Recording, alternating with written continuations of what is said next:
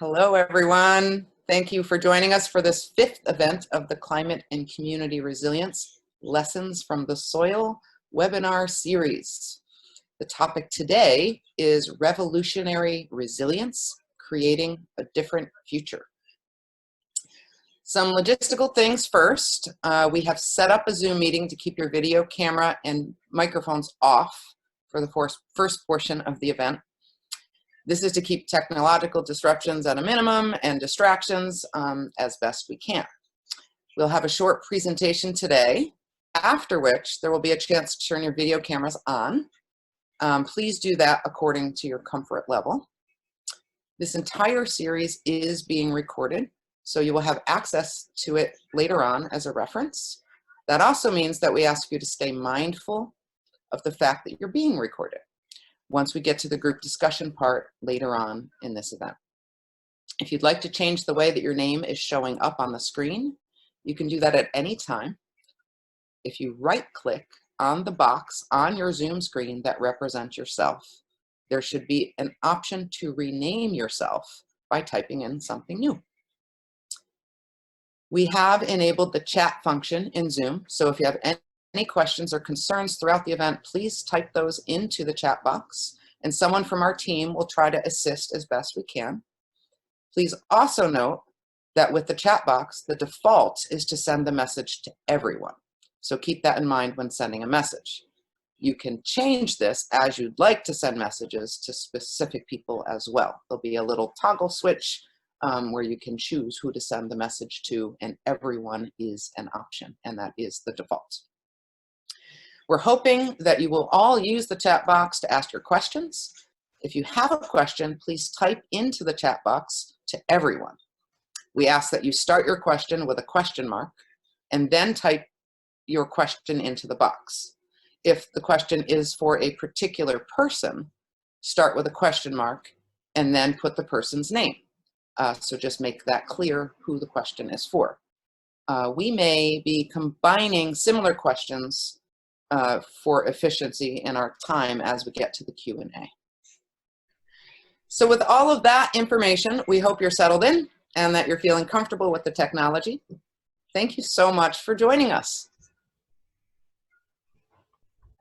Hi everybody, I'm Lauren Weston, and to begin with today, I will be reading a land acknowledgement provided to us by Donna and John Moody of the Winter Center for Indigenous Traditions. Just so everybody knows, the text of this acknowledgement that I'm going to read is posted on the Vermont Healthy Soils Coalition website. And I know that a lot of people have already used this document and this information in planning their work for the future. So thank you, Donna and John, for sharing this acknowledgement with us. When Indigenous peoples in the Americas travel to other Indigenous nation homelands, it is a common courtesy since ancient times to acknowledge the Indigenous nation and peoples whose homeland we are gathering on. For the purposes of this series being broadcast and watched from the Wombatuck or the White River on the ancient grounds of the Wombatuck Odanak, which is the White River Village in Indakana, our land, we are gathering in the middle of this ancient nation homeland, which includes Vermont, New Hampshire, northern Massachusetts, western Maine, and southern Quebec.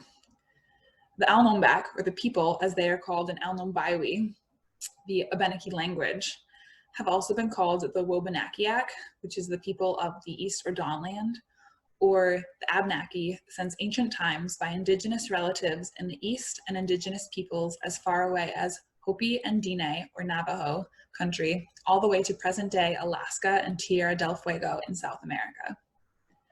Today, we are convening online from the sovereign homeland of the Abenaki Nation and people. Abenaki traditions speak clearly of being created here in the beginning, though archaeologists and linguists, as recently as the last 40 years, stated that the Abenaki and all of their Algonquin language group relations from California and High Plateau to the Plains, Great Lakes, Hudson Bay to the Maritimes and down to Virginia are no more than 1,500 years old, and some more recently have stated that the Abenaki may be related to Indigenous peoples who are documented here for 9,000 years. A date which keeps moving back given the major Abenaki site recently documented in Keene, New Hampshire, which is dated to the mid-13,000 before present time period.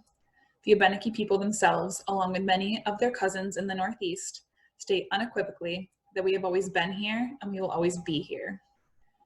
From ancient times down to 1760, the Abenaki Nation, which included numerous villages and thousands of extended families, was an independent Native nation centered in their homeland, recognized by all other Native nations and the British, French, Dutch, and other European colonizers. Though some parts of the homeland in the seacoast of New Hampshire and Maine, southern Vermont and New Hampshire, as well as northern Massachusetts, were shared with the encroaching English colonists from 1630s on, most of the original homeland has never been sold or given away. In the American Revolution, George Washington, the Marquis de Lafayette, Jacob Bailey, Timothy Bedell, Moses Hazen, and many other leaders of the American resistance agreed with the Abenaki and their cousins, the Penobscot and the Passamaquoddy of Maine, that they would retain their villages and homeland in exchange for helping in the defense of the northern frontier against the British. The ancient villages of Missisquoi in northwestern Vermont and the Coas in the upper Connecticut River Valley were both explicitly acknowledged as Abenaki villages of long standing, which would remain in Abenaki hands in perpetuity. The Penobscot and Passamaquoddy nations retained 3 villages in Maine after the Revolution, after a tremendous 30-year struggle down to 1800. In Abenaki country, the word of the new American colonials was not kept.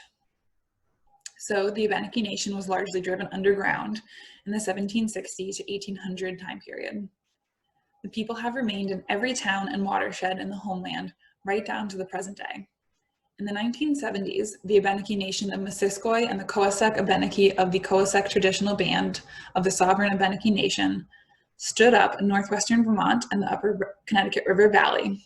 They formed the Abenaki Nation Coalition with many Abenaki extended families and communities to protect and care for the people in the homeland, as well as to facilitate the protection of Abenaki burial grounds and sacred sites, and to return Abenaki burials, grave goods, and sacred items back home for reburial. In 2008, the Bureau of Indian Affairs Federal Acknowledgement Project rejected the Abenaki Nation of Missisquoi petition for federal recognition with extensive involvement of the Vermont Attorney General's office. In 2011 and 2012, the Vermont legislature acknowledged 4 Abenaki communities, including the Abenaki Nation of Missisquoi, the Elnu tribe, the Nulhegan tribe, and the Coasec Band of the Coas. The original Coasec traditional band of the sovereign Abenaki Nation, which is still based in Thetford, Vermont, was blocked from being acknowledged by the Vermont legislature in 2016 and by 3 of the 4 new tribes. Chief Nathan Pirro of this group was one of our speakers at event 2. You can find that recording on our website. In addition, the Abenaki Nation of New Hampshire and the Coasec Band of Pennacook Abenaki people are long-term Abenaki groups, which are also not state or federally recognized. There are hundreds of Abenaki extended families in this area and the wider nation homeland and beyond that are still here. In Canada, there are 2 Abenaki Nation communities at Odanak and Wolanak, which are both federally recognized in Canada as First Nations. We want to acknowledge the ancient Abenaki Nation and people. We are aware that countless newcomer families in this area and the wider region were given indigenous seeds and plants, shown the way of Sogalikon, which is maple sugaring, introduced to many crucial technologies and ways of living, from canoe, toboggan, snowshoe, and basket making, to ways of farming, fishing, trapping, and living, along with caring for the land, waters, and air in a good way, which are still widely practiced in the Abenaki homeland. We hope that we will learn to better care for the land and waters here in partnership with many of the Abenaki Nation peoples in a respectful way. Thank you again to Donna and John Moody for this acknowledgement. And now I will send it back over to Kat. All right, thank you so much, Lauren, for reading that beautiful acknowledgement, and thanks again to Donna and John Moody for preparing that for us. Just a little reminder to anyone who has joined us, please use the chat box if you have any questions throughout this event. There are a ton of resources posted on the Vermont Healthy Soils Coalition website that you can explore, and the recordings of previous events are also posted there. We want to give a special thank you to our organizational additional sponsors. We've been working through the winter to bring this event series to you, and quickly pivoted to an online format when we all were hit with the coronavirus pandemic. So thank you so much to all of the folks you see here on the screen. These are our organizing partners who helped to prepare and think through this whole series for you. Big shout out to the co-op food stores, Hanover Food Co-op, Upper Valley Food Co-op, Bale, Building a Local Economy, Vital Communities, Extinction Rebellion, Upper Valley, Grow More, Waste Less, and the Vermont Healthy Soils Coalition. We're so grateful, and we love being able to work with all of you.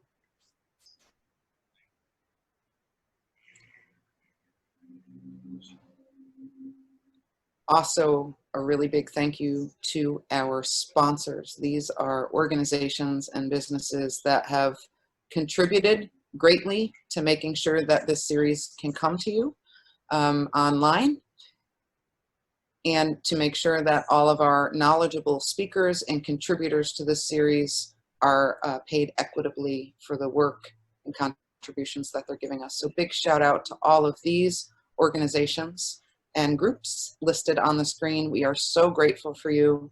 We need each other. It takes a village to build the community that we're looking for and to develop that social mycelium. So thank you, thank you, thank you. Big special thanks to Chelsea Green, who, in addition to being a financial supporter of this series, has also offered a very special offer to anyone who is participating in these series. So if you want to buy books, some of the best books I have ever had, my bookshelves are full of Chelsea Green books, you can go online and order from Chelsea Green and use the discount code BALE35 at the checkout, and you will receive a 35% discount on books. Chelsea Green has also provided us with a recommended reading list for each one of our series based on the topics. So what you see on the screen right now are the recommended books for this series. These and all other books from Chelsea Green are available online at the 35% discount code by using that BALE35 at the checkout. So please give a shout out to Chelsea Green and to all of the other the other sponsors for this event. When you see them in your neighborhood, when you participate in work that they're doing, please let them know how grateful we all are that they were supporting this series. We are also going to have a raffle for event 6, and that is Chelsea Green books. Anyone who takes our surveys throughout the series, so if you've gone to 6 of our series and you take 6 surveys, you will be entered into a raffle 6 times to win some books from Chelsea Green. We're going to do that raffle after the 6th event. So please make sure to go to our website and fill out the surveys for each of the events that you attended so that we can enter you into the raffle to win some really awesome Chelsea Green books. So yes, the raffle is a big deal. We're so grateful to all of our sponsors. Please, please, please thank them all. And in order to donate to this series, which we really appreciate, if you can, please go to our website and find the green donate button. It's pointed out to you here with the big red arrow on the screen. Anyone can donate to this particular series. So that's where the money would go, is to help offset the costs for this series of events. So please support all of these businesses, support Vermont Healthy Soils Coalition, support our work in the world, and we really hope that you enjoy this program tonight.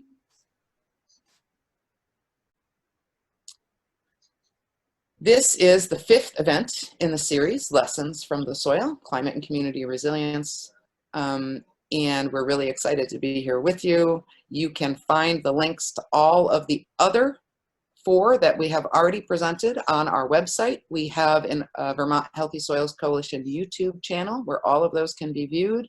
The links can be found on the Vermont Healthy Soils Coalition website. Our next event is going to be Sunday, May 17th, And that will be the last event in this series. That one will feature a panel of local farmers. We really hope that you'll join us for that one as well. And don't forget to take our surveys. Those links are in the chat as we speak. All right, so a little context for this series. The soil health principles are foundational in the way that we think about how we relate to the world around us, how we manage our landscapes. And when we put the series together, Lessons from the Soil, we're really trying to look at all of these broader issues through the lens of the land. These soil health principles on the left side of your screen were designed by the Natural Resources Conservation Service. They designed the top 4 of these. Living roots in the ground, maximized diversity, minimized disturbance, and keeping soil covered, no bare soil. Those were designed by the Natural Resources Conservation Service. The 5th one, animal contact with soil or integrating animals, was coined by a guy named Gabe Brown. He's one of my idols. He's written a great book called Dirt to Soil, also a Chelsea Green book. And I highly recommend checking him out. And that one is basically talking about, you know, no ecosystem on the planet is maintained without the help of animals in some way. And that's animals being everything from microbes to grasshoppers to cows and sheep, pigs and goats, zebras, elephants, etc. The 6th one, Slow and Sink the Water, just makes sense. If you follow the top 5 principles, that will happen. And what we mean by that, slow and sink the water, is let's treat rainwater like the gift that it is and not a waste product to be gotten rid of as quickly as it falls from the sky. Let's infiltrate that water into the soil sponge and keep it around through times of drought to keep all of our ecosystems hydrated. On the right side of your screen are the soil health principles. And these are something that I've designed, and I want to welcome you to think about your own soul health principles as we move into a brave new world together. Keeping our souls well and healthy is a really important part, and these principles are foundational in the way that we view the world and the way that we interact with each other. And I really think it's just more important than ever that we really be thinking from a point of principle rather than a point of practice. So not so much exactly how we bring those principles into play, but that we are doing it with a fundamental base of principle. I'm not going to read the soul health principles to you, and I want to invite you to create your own soul health principles. These are something that I use as a foundational set of principles to keep myself well in the world as I interact with all of those around me. And so if you have any ideas for soul health principles that you would like to share with the group, please type those into the chat. You're certainly welcome to use these soul health principles for yourself. And let's all think about soul health more often. Thanks for the soil and soul health principles, Kat. Really critical to be thinking about at this time. With this series, we hope that everyone becomes aware of the resources and knowledge within the Upper Valley and the larger Vermont and New Hampshire communities. At the same time, we want to recognize that the speakers in these events do not have all of the answers, unfortunately. We are all collaborators in this lifetime, and we need to work together and pool our resources and knowledge. We need to support each other, and we need to support Earth's systems as best we can. We also need to be thinking in whole systems. We don't want to get stuck on the elephant in the room's front leg, because we might forget that the elephant is running full speed ahead at us. We need to see the bigger picture and to start asking better questions. We, as the organizers of the series called Climate and Community Resilience, Lessons from the Soil, came together because that is what we wanted to bring to our communities. We wanted to make sure that everyone understands the interconnectedness of our world and its systems so that we can make better choices. This means understanding how soil and climate and resilience are related to the military and medical industrial complexes, to land and resource access for all, and to the way that colonization, white supremacy, and patriarchal systems harm everyone and everything, while recognizing that they harm some much more than others, from certain human communities to soil microbes to natural wetlands and beyond. We want us to all recognize that the systems currently in place have led to these crises, and that we cannot use those same systems to move forward. We want to push comfort zones because what is convenient for some is detrimental to others. We all need to shift our thinking about the path forward, because it isn't as easy as just learning how to grow your own food in your garden, in your front yard, though that may be part of it. It isn't that simple, because not everyone has access to land to have a front yard where they can install a garden large enough to feed their family. Not everyone has access to the time and resources required to grow their own food. Not everyone has access to food that is culturally and physically appropriate. And not everyone has the opportunity to even think about these ideas. It is a privilege and a great responsibility that should not be taken lightly. Yes, we can all do something, and none of us are powerless, but we need to move forward as whole communities together. Without first addressing these fatal flaws in our system, we cannot begin to hope to build a regenerative culture or future in which the Earth's systems can re-equilibrate and climate changes can be slowed, extinctions can be replaced with new species and adaptations, and some form of peace and sustainability can be implemented. We need to work towards justice in our communities and beyond first, because that is where real resilience can begin, with diversity of opinion, skill, lived experience, background, and need. We need to learn from the soil and from nature that competition and endless growth are not part of the way forward, but that collaboration and cycles are. We need to recognize the wrongs perpetrated on the soil, that of the wrongs done to microbes in industrial agricultural fields, but also to our human siblings who have been systematically and forcibly removed from access to those fields to feed their communities. For these reasons, we wanted the series to focus on justice. We recognize that oftentimes we have made mistakes and we are doing our best to learn from them. We hope that this series inspires you to learn more and to learn differently than you otherwise might have. We hope that this series starts messy, awkward, uncomfortable, well-intentioned, respectful, loving, and empathetic conversations that push our societies towards a just transition to a regenerative future. We hope that this pushes us in some small way in the right direction. So, to help us create a safe and enjoyable online environment for some of those difficult conversations, and to have some of those conversations today on this call, there are some things that we would like to explicitly acknowledge. We want to acknowledge that the world is changing. There are multiple interrelated crises that require serious attention and collaboration. Humans have the opportunity to move forward from these crises and build a better world. In order to do this, we must all understand that oppression exists. Everything has the right to live, and everyone deserves to be heard. We keep in mind that we bring with us our working models of the world, and we are open to adjusting those. We all speak from our own lived experiences and worldviews. We are all willing to learn and have those working models, lived experiences, and worldviews changed. Simply put, be kind to all. If you have any additions for us for this list, please type them into the chat and we will consider adding them for the next event.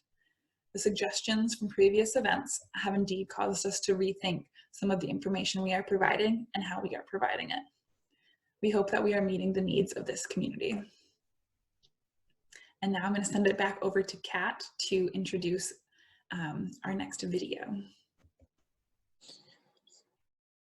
Okay, we are coming to the close of our opening, and we'll be getting started with our presentation quite soon.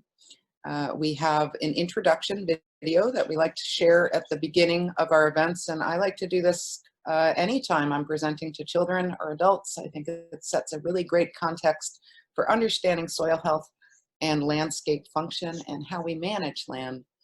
This activity was designed by a Hartford High School science teacher named Megan Wilson, and Dee Dee Pursehouse, who lives in Thetford, wonderful author and fellow member of the Soil Carbon Coalition and Vermont Healthy Soils Coalition. This activity can be found in Dee Dee's teaching manual called Understanding Soil Health and Watershed Function, found on the Soil Carbon Coalition website. We're going to put a link to that in the chat. I hope you enjoy the video, and please feel free to use it or make your own. We're looking at two landscapes here. On the red plate, this is a degraded landscape. It's flour as a stand-in for a degraded landscape, which is dirt, sand, silt, and clay, broken up rocks. On the green plate is bread, and it's a stand-in for a healthy landscape. It's sand, silt, clay, and biology. Super important. Let's see what happens when we rain on these landscapes. Pouring water into a rain cloud, of course, and the rain cloud is causing erosion. The rain is causing erosion. We see some runoff. There appears to be flooding. The color of that water indicates that the soil itself, or the landscape, is now a part of the water system. We have dry places all over the landscape, but yet there's flooding. This seems to be flooding and drought at the same time. If we were a plant in this landscape and there was a drought and places did not get water, it would be dry at the bottom. So let's see. We find a totally dry plate on the bottom. So if we're a plant in this landscape, our roots would not have just gotten a drink. We would be thirsty. Flooding, drought in the same place, poor water quality. If you were farming or gardening in this landscape or adding any type of household chemicals to this landscape, those would now be in the waterway. Let's see what happens when we rain on a healthy landscape. On the bread.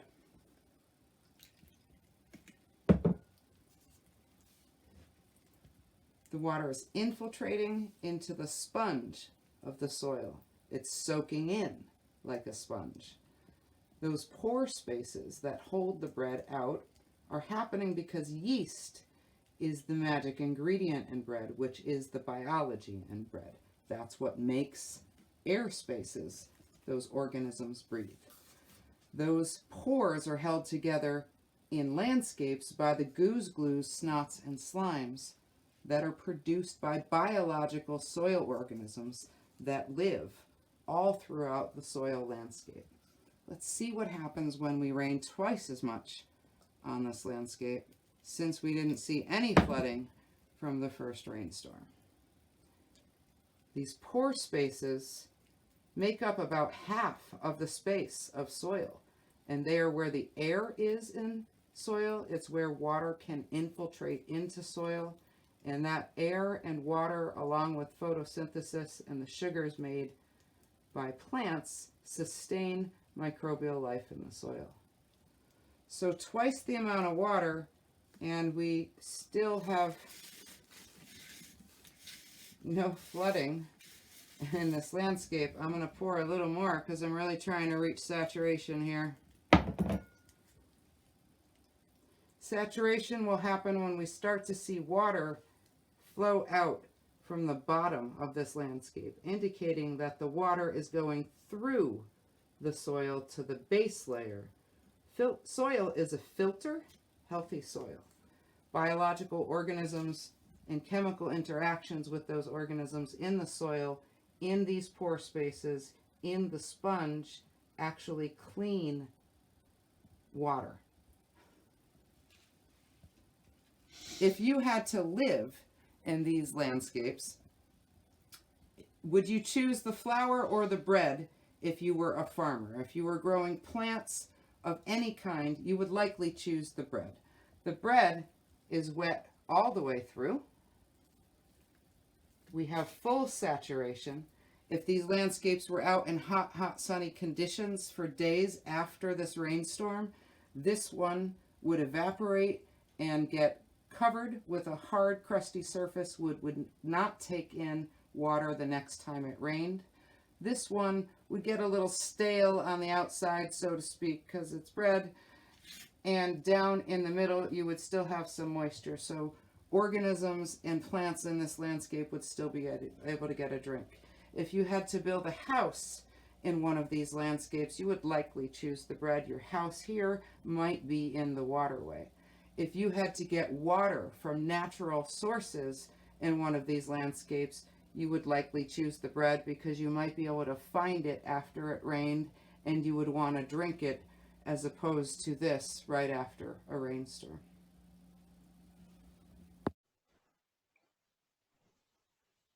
Hi, everybody. Thank you so much for joining us tonight. Before we hear from Mindy Blank, who's our presenter tonight, and we get into some more discussions, we just wanted to do a quick overview of the past 4 events that we've had for this series. For those of you who haven't been an attending of those events, and for those of you who have, a nice little refresher. So during event 1, which was on March 22nd, it featured myself and Kat Buxton, and we talked about Earth cycles. I talked about energy and matter and how energy moves from the sun through different layers of Earth's systems, sort of as a science lesson. And then Kat talked about soil and agriculture and regeneration. She broke down the soil health principles for us as an intro to this series. During event 2, we got to meet Sagomo, or the Chief Nathan Piro of the Coasec traditional band of the sovereign Abenaki Nation based in Thetford, Vermont. He spoke about some of his experiences as an Indigenous person to this area, and he also shared some insight into how the Abenaki tribe that he's a member of has existed over time on these lands. After Chief Piro, we heard from Whitney Shields from the Vermont Law School Center for Agriculture and Food Systems, who shared about some of the ways that governments have structured the ways that we are currently able to use land and to grow food and to maintain livelihoods, with a focus on planning and zoning.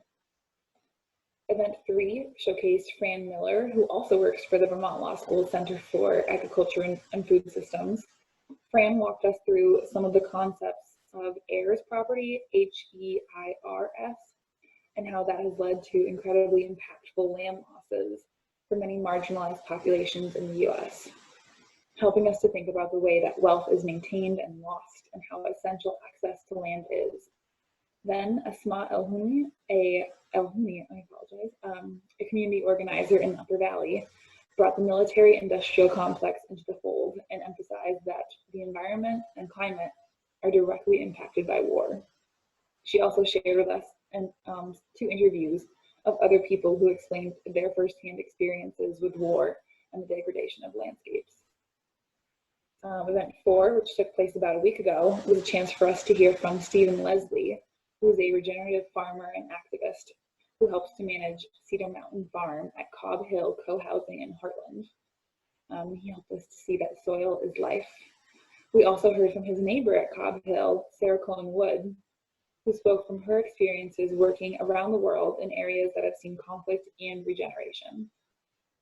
She spoke about regeneration as a mindset and gave some examples of practices that work in other places that maybe Vermonters could explore some more. I'm looking forward to event 6, which will take place in about 2 weeks on May 17th. We will hear from a panel of farmers in the Upper Valley with a range of backgrounds and styles, and we will learn about what they are up to, how they are adapting, and how we can learn from our farmers. But today, at event 5, we do have Mindy Blank with us, who will share some of her thoughts as we exist at this current state of being in the crises of COVID-19, climate and ecological collapse, and social and economic collapse. So we really want to focus today on revolutionary resilience and how we as a community can create a different future. So we plan to have lots of time to talk as a group and to share ideas and emotions in this space. With that, it is my pleasure to introduce Mindy Blank.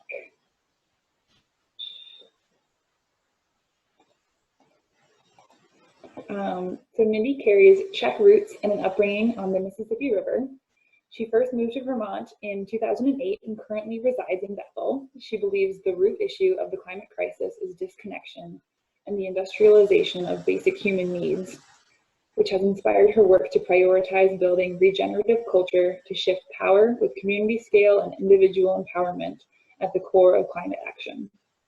Mindy is the Executive Director of Community Resilience Organizations, a nonprofit that assists communities to design and implement projects that increase resilience and leverage their place-based strengths by becoming increasingly community sufficient. She earned a master's degree in environmental law and policy from Vermont Law School, taught at the former Green Mountain College, and worked as an energy analyst at the International Energy Agency in Paris, developing processes for governments to systematically decentralize electric grids. And with that, sorry, lots of screens going on in my house right now. Hi, Mindy, and I'm so excited to hear from you. And now I'm going to kind of turn it over to you. And thank you for joining us today. Thank you, Lauren. Hi, everyone.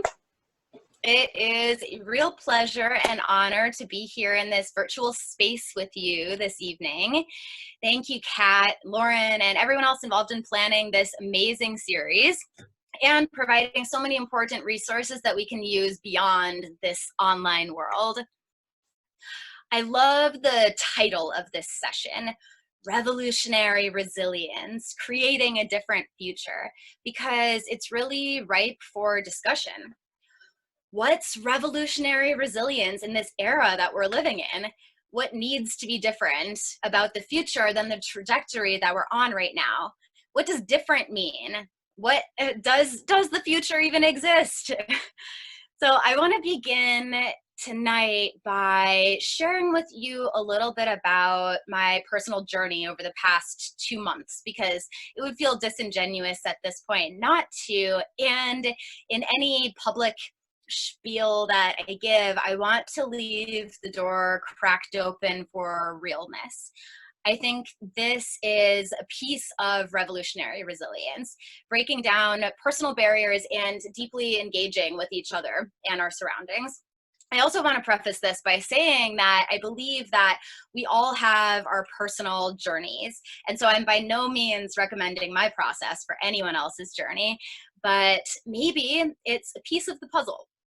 We all have these pieces of the puzzle to bring together to be able to see the bigger picture. I also think that it's important to name how and why we come to some of the conclusions that we come to. So at the beginning of March, it struck me that COVID-19 wasn't just fear-mongering and that it was going to be a pivotal, monumental period of our lives. In my role as a community organizer and climate activist, it felt clear that mutual aid was going to play a critical role and that this would be a very important dominant story. So I helped several communities get grassroots mutual aid groups organized with the goal of community members providing each other with what they need.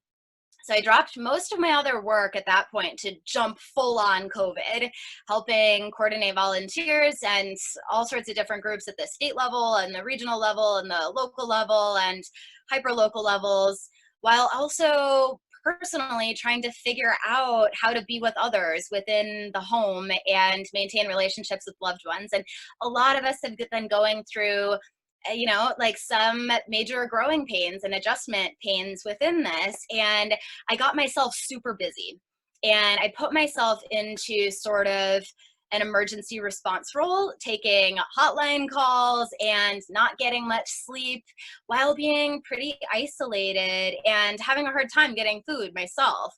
And I was simultaneously trying to weave the threads of pandemic through the wider crises, the climate crisis, the immigration crisis, and to envision what all of this could mean together.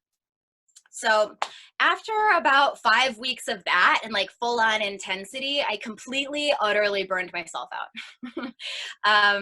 I've been working intensively on leading some form of environmental or climate activism for the past like 17 years and haven't ever really taken a step back or like taken a break. And I didn't see the pandemic coming. And it really pushed beyond my limits, cruised right through all of my limits. So a few weeks ago, I made a decision to actually step away from all of this work almost entirely, to rest and eat, to relearn how to simply exist, to re-envision my work and my roles, and all of this climate justice organizing that we've been working so hard at. Because what was true a few months ago may not be true anymore, and the world is really different now than it was a few months ago. And so I felt like it was important to actually create space in my own world to give the proper time to re-envisioning, because I think it's really challenging for me, at least, to carry on full on with the same work while trying to re-envision. So after burning out and really looking at nihilism squarely in the eyes, I kept asking the question, what still matters? Looking for the inner and the outer answers. What I found really sitting with that question is that for myself in this world, I discovered that curiosity and awe of the absolute magnificence of the world are like at the core, at my core, even in a place grappling with nihilism. Those pieces matter. Inner sovereignty matters. How we choose to exist matters. Reverence for this world matters. And in the outer world, what matters?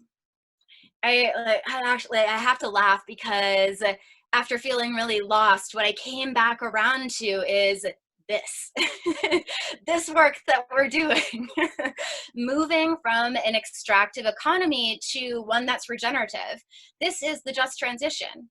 Relationships matter. Relocalization and recentering our mutual humanness in connection with the land that we live on matters. So what matters is this work, but a little bit differently than we've been doing it, I suspect. Many of us are here tonight because we believe in the importance of local food systems and building community resilience. These are two key areas where I genuinely feel hope. I genuinely believe that big shifts are possible in these spaces and imminent, these shifts at the regional and local levels. So revolutionary resilience, and I believe synonymously climate work, means going beyond, launching into newness, while sustainability is maintaining the same. What are we trying to sustain? The systems that perpetuate racism, sexism, classism, xenophobia, incentivize unchecked power and greed and destruction of the environment, our non-human world that's our home and our life force? No, we can't sustain those things. We have to launch into newness. Climate work, as we know, it's not just environmental, not by a long shot. It's societal change work. It's change within us to act differently, perhaps more boldly, and often more gently. It's unraveling dominant society. We spend so much time and energy worrying about barriers, trying to get money to make things happen, using technological tools to help us plan and keep track of things, when we know deep within us what we actually need to do.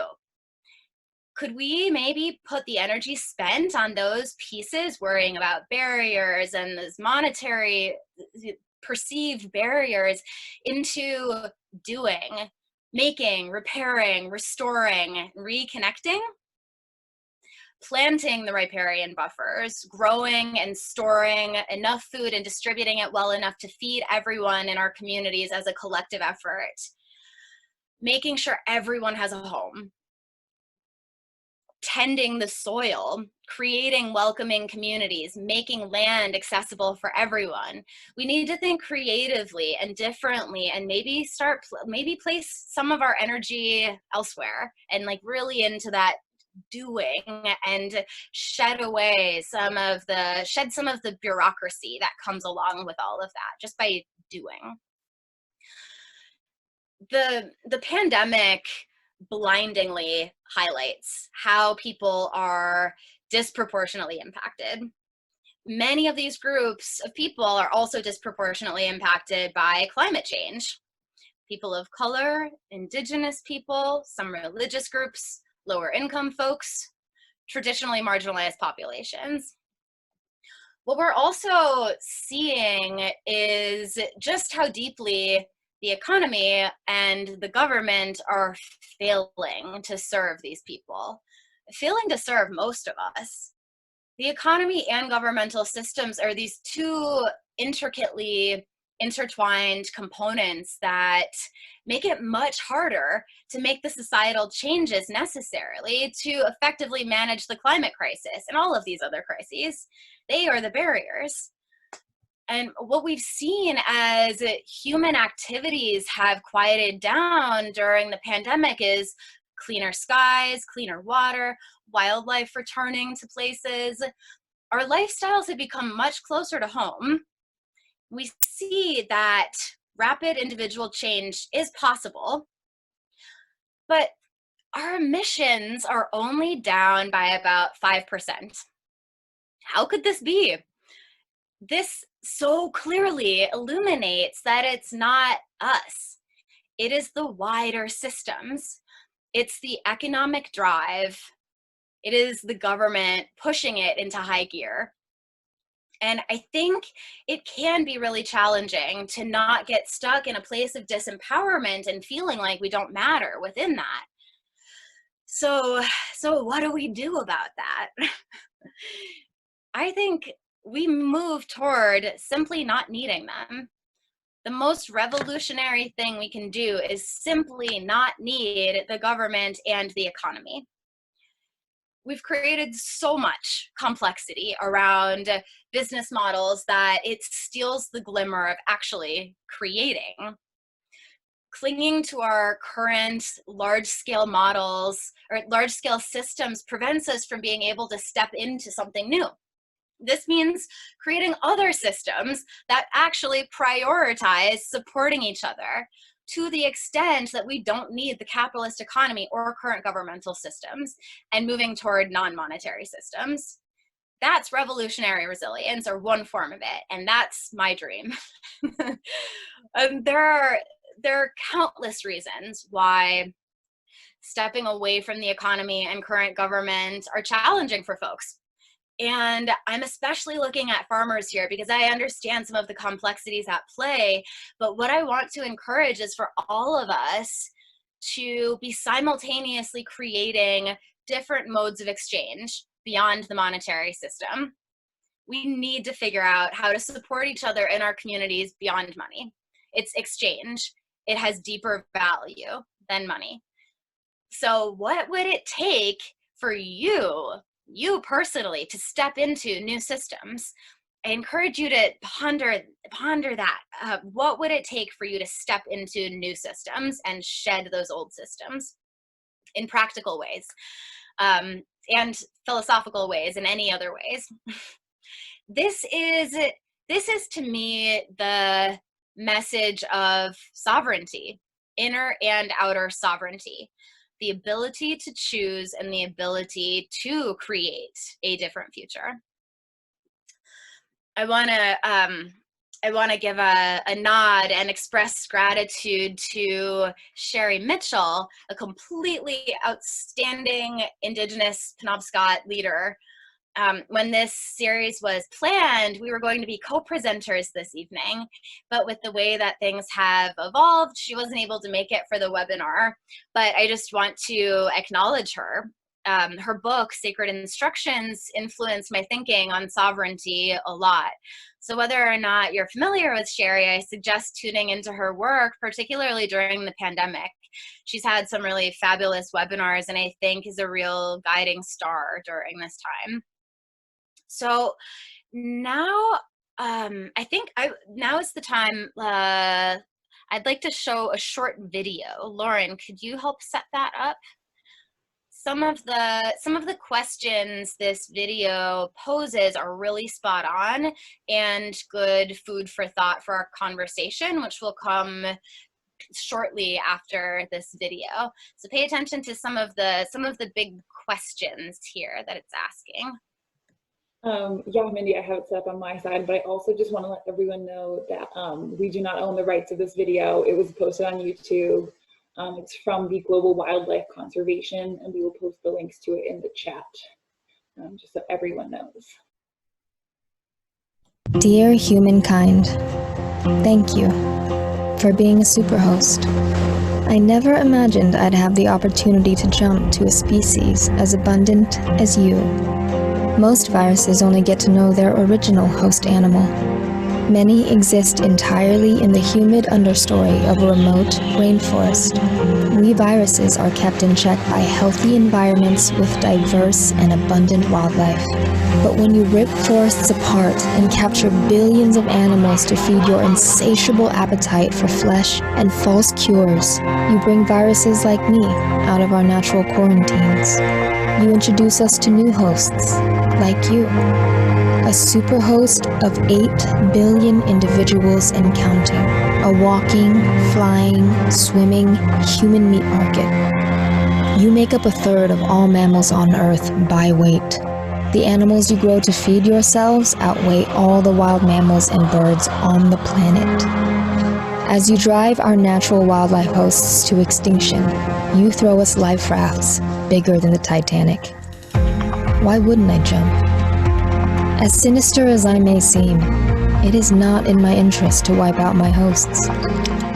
We all need other life to thrive. So if this sickness in your bodies opens your eyes to the deeper sickness in our shared planet, it will be to all our benefit. But my big question to you is this: am I enough?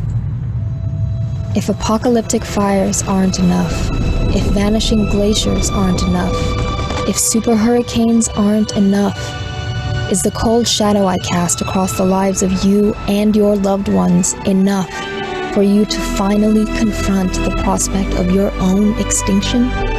Only you, humankind, can choose to be the cure to the deeper sickness. Only you can choose to nurture the ancient oceans, forests, and grasslands that nurture you, to bring back the chorus of birds and monkeys to silent rainforests, and to make wise choices every day in what you consume and how you live. By protecting nature in all its wild and wonderful forms, you protect yourselves. As the earth stops to take a collective deep breath, you have a rare opportunity to reimagine and redefine a new future. So tell me, what future do you choose?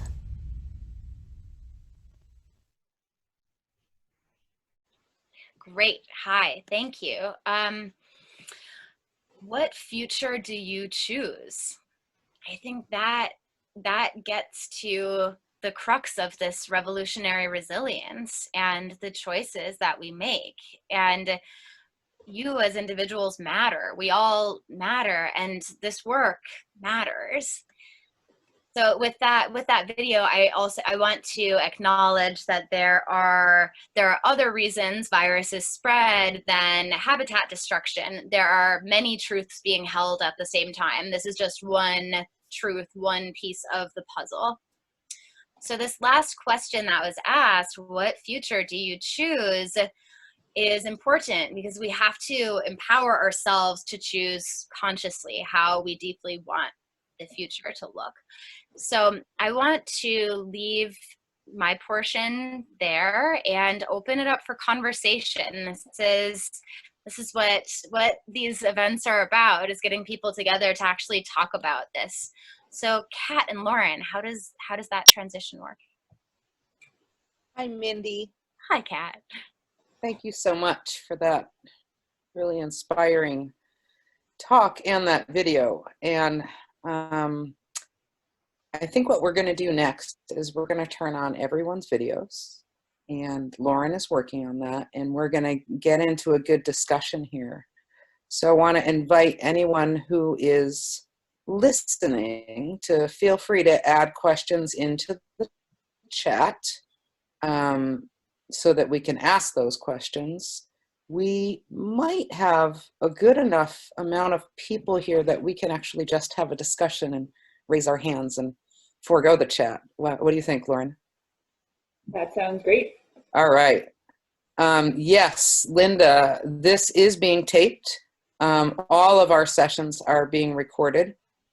So yes, everything we say here will be recorded and will be shared to anyone who wants to listen to it forevermore. Hi, Henry. Oh, it's good to see your faces popping up. That's great. Hi, Beth and Lynn. Grace. Oh, it's great. So I want to, I think I'd like to lead maybe with thinking about the question, what do we want? And what are we, how much are we creating our own barriers to prevent us from actualizing the world we want? And how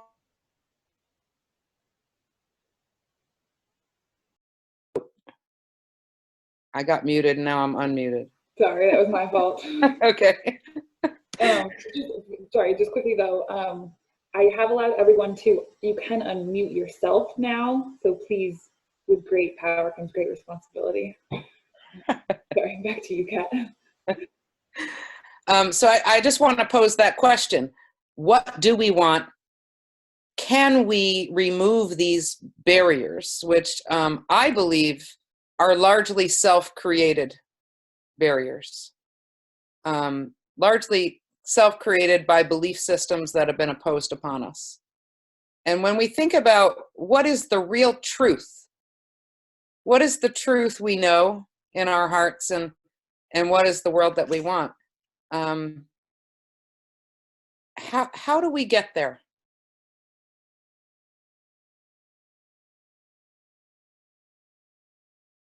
Anybody? Sorry, so just one more thing. If you want your video on and you have not gotten a request to turn your video on, I have made it through everyone. So if you can just send me a message if I missed you. I know that a lot of people are keeping their videos off, which is completely fine. But if you want your video on, please send me a message. Just send it to everyone. And Karen, we see your message and we love your yoga beats, even though we can't see your face. And with that, Mindy, do you want to start again, and then we'll do a round so everybody gets a chance to talk who wants to? Sure. Yeah.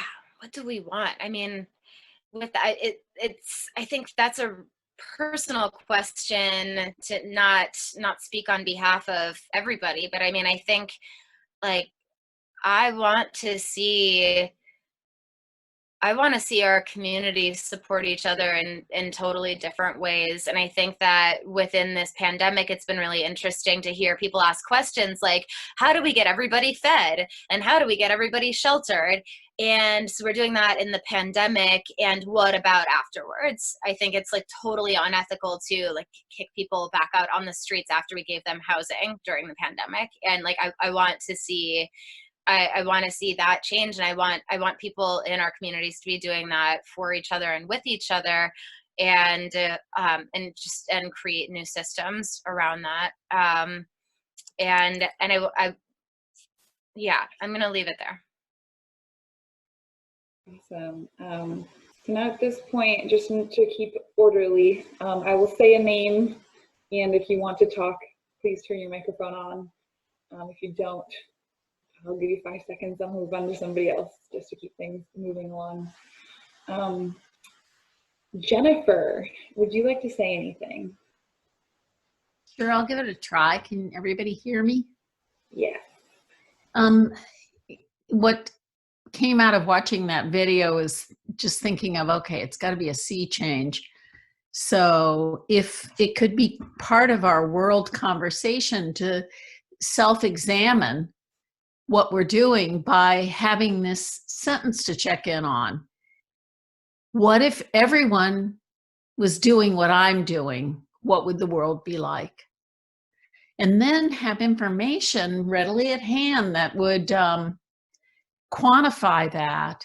You know, if it's something like switching from eating meat 7 days a week to eating 6 days a week, how big of an impact is that compared to 3 children instead of 2 children, or 2 children instead of 3, hopefully, better. And just the major impacts, having them quantified in a way that people can answer those questions with some sort of certainty that it does reflect reality. And then challenge people. If not going from 7 days a week eating meat to 6, what if you went down to 2? And I don't know how you would reward people for their progress, but it's back to that idea that people think, what if everybody did what I'm doing? What would the world be like? That's all. Thank you so much. Definitely food for thought. Beth Champagne, would you like to say anything? I will unmute you. Sorry about that. Hey, Beth. Hi, Lauren. Can hear you now. What I'm aware of just in this present time is how, for me, to move as I have into an empty space with a minimum, and mind you, I blew past the minimum within the second week, but for me to live with the minimum, like I brought 1 spoon, 1 knife, 1 fork, just for example, so I don't have as much housework to do, but also I'm constantly solving problems instead of just accumulating stuff. Also, I've had the incredible fortune this past month of living in a place where there are woods all around, there are birds. That is just so vital, and I haven't had that kind of life for a long time. And then gardening. But I think from that is where I can find a path to connecting and working with others. So I'll stop there. Wonderful. Thank you. Thank you so much, Beth. Dee Dee, would you like to hop on next? I would. I was just typing into the chat, but I love what Beth just said about solving problems rather than accumulating stuff. Which, interestingly, the thing that I was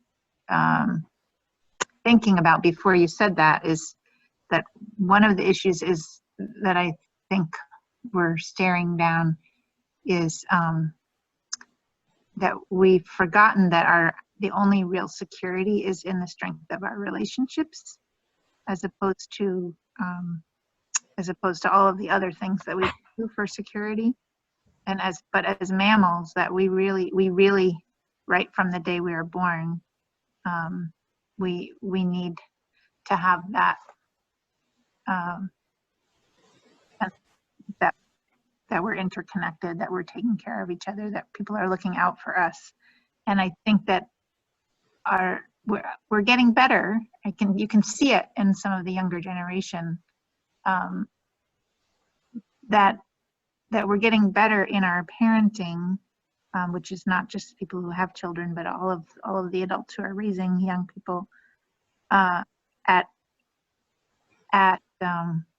making sure that those connections are strong enough that people don't necessarily need so much stuff to fill them, but that there's still some huge gaps.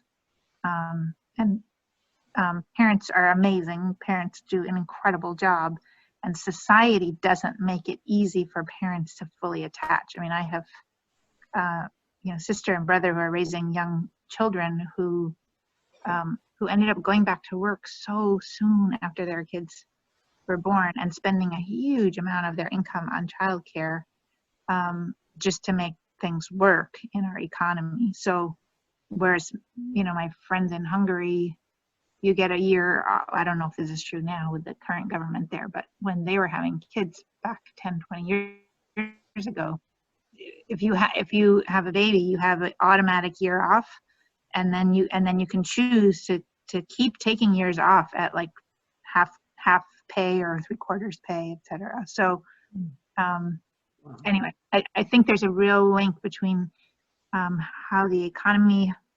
how it values caregiving, but our bonds and our need to do anything other than really depend on each other in terms of accumulation. Thank you, Dee. I'm going to go next to Grace.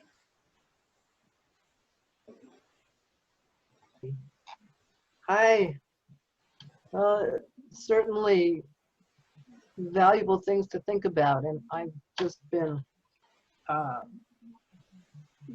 I've just been working on some writing projects, stimulated a lot by a question that Dee Dee posed in one of her recent blog, I guess.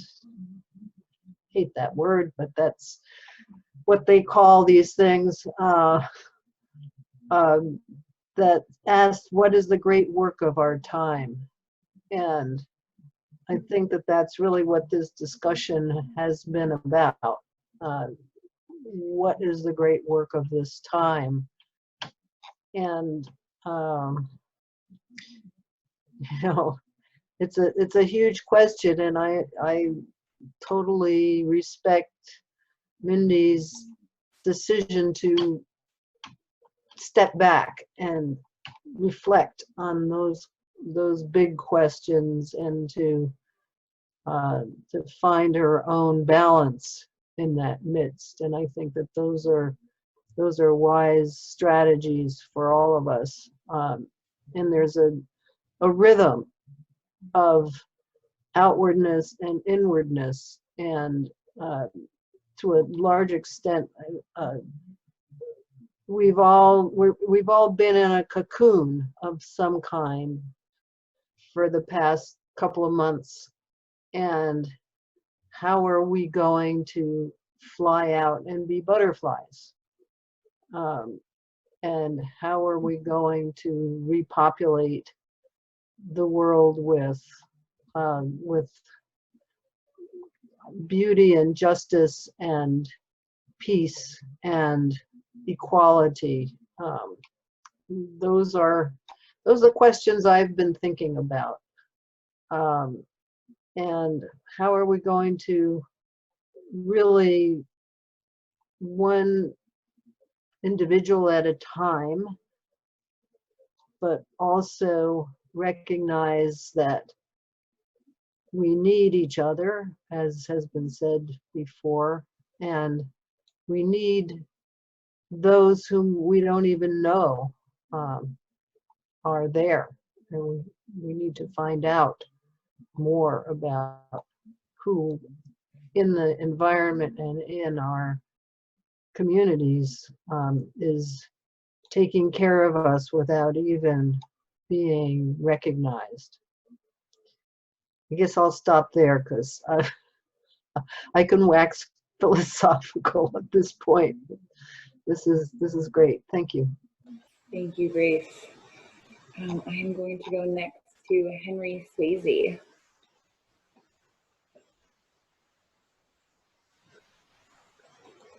There we go.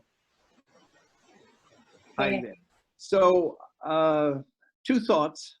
One is personal, and I think it's true for most of us, that we're creatures of habit, and we're kind of stuck in a groove that is carrying on as we did yesterday and the day before.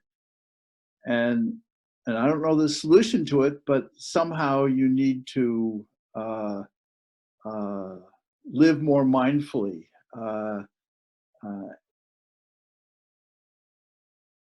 I guess if I were to put it in the grand overview, it's just the topic of this discussion. It's how do we move from extractive behavior to regenerative behavior, whether that is to do with resources or what it has to do with our personal approach to other people. They both works on both fronts. And I guess I've always felt that community was important, and so I've done some of that reaching out in terms of community. But I think we have a long way to go to get off the narcotic of extractive behavior. It's an awful cheap way. It's where the whole middle class has really grown up in the last century, is just due to extractive behavior.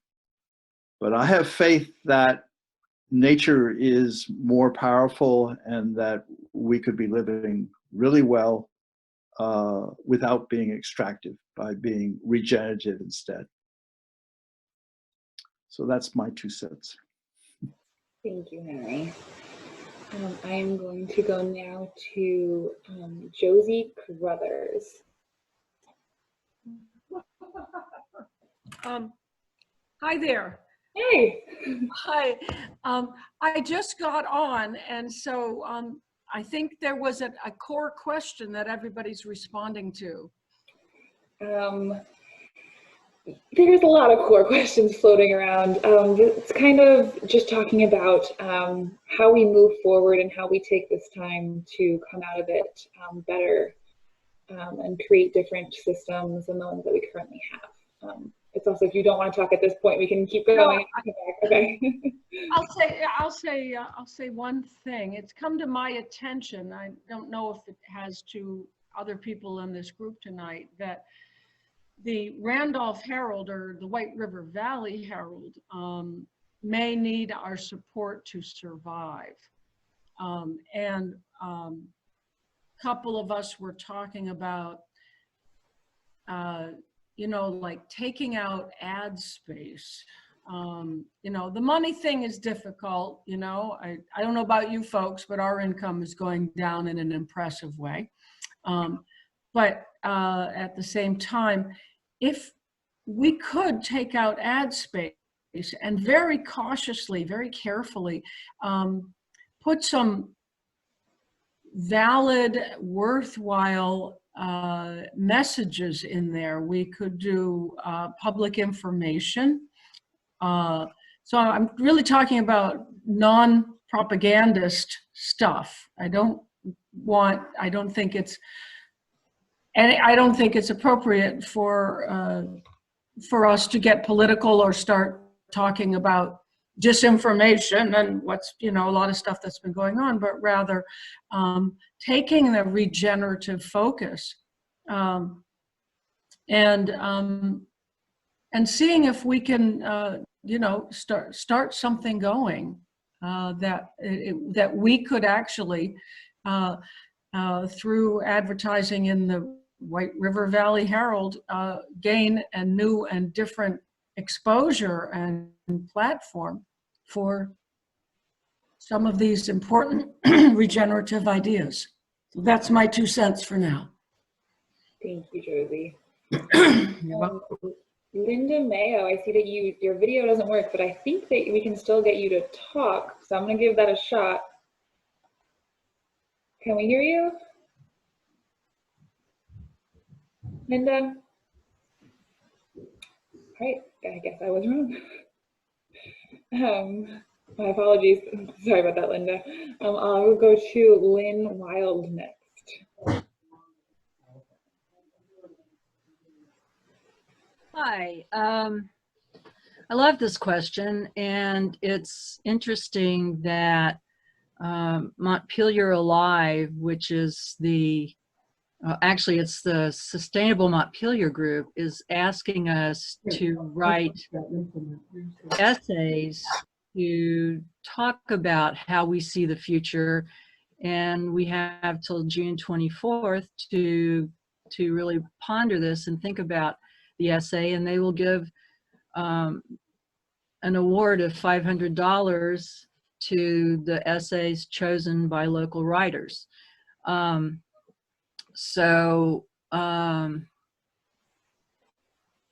I have been pondering how I see the future, and I think of three things really. The first thing I think about is something America Ferrero said. She was the actor on Ugly Betty, but she has an amazing amount of personal story that's so compelling. And she said that we have to look at the present differently. And she said this well before the virus began circulating to our knowledge.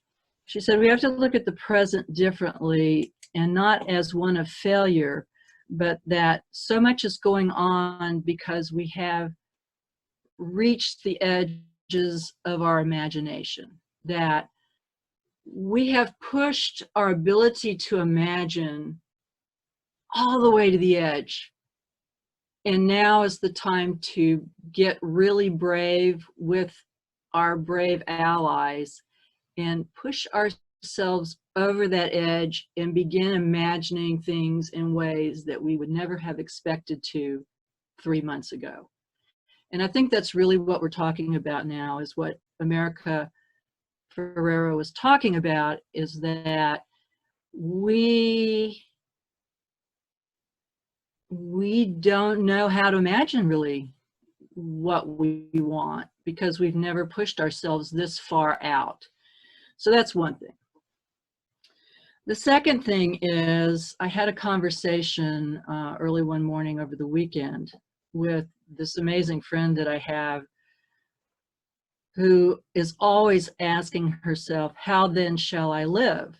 And she has really stretched herself many different times throughout her life to live differently and to live. She can put almost everything she owns in her car and travel to do what's needed at the moment, and has been that way for decades. And I had the pleasure of having her as a housemate for 3 years. And so she is saying that, and I know I'm trying to frame this within Mindy's question of if we were to shed our known economy and shed our government as if we don't really need them anymore. But I'm going to frame this within the known economy for the moment.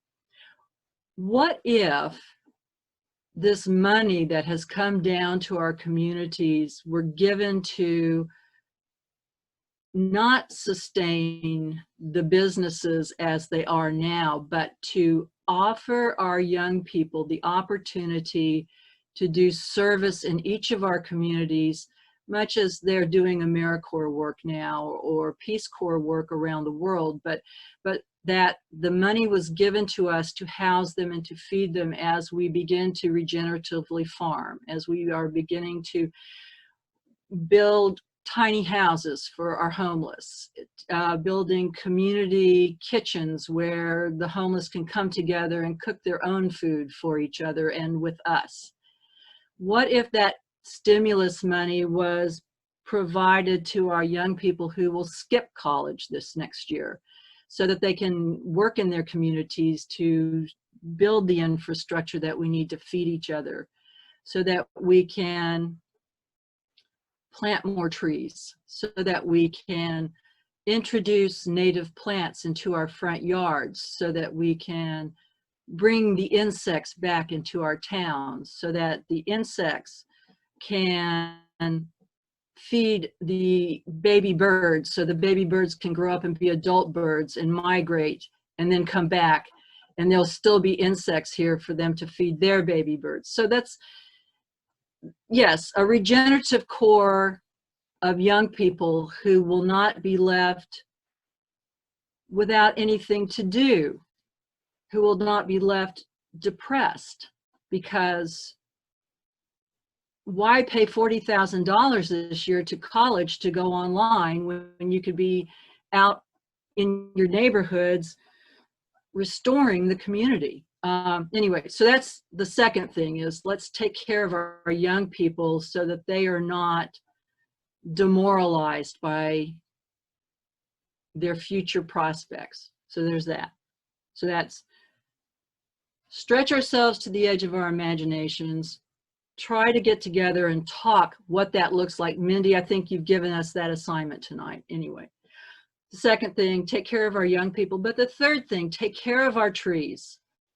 I have 125 red oak acorns sprouting and growing trunks in my office right around my feet where I'm sitting here. And I'm not sure what I'm going to do when they get a little bit bigger, because they're going to outgrow my space.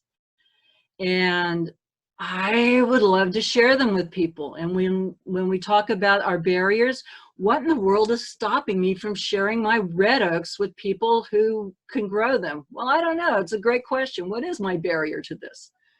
And this is tangentially right up to the other thing, which is, for some reason, the railroad in Montpelier thinks it needs to build a new track. And they think that to do this, they have to cut down 500 very large trees along the edge of this new land in order to put their track. And oh, by the way, they will be spraying, what is that chemical? Roundup.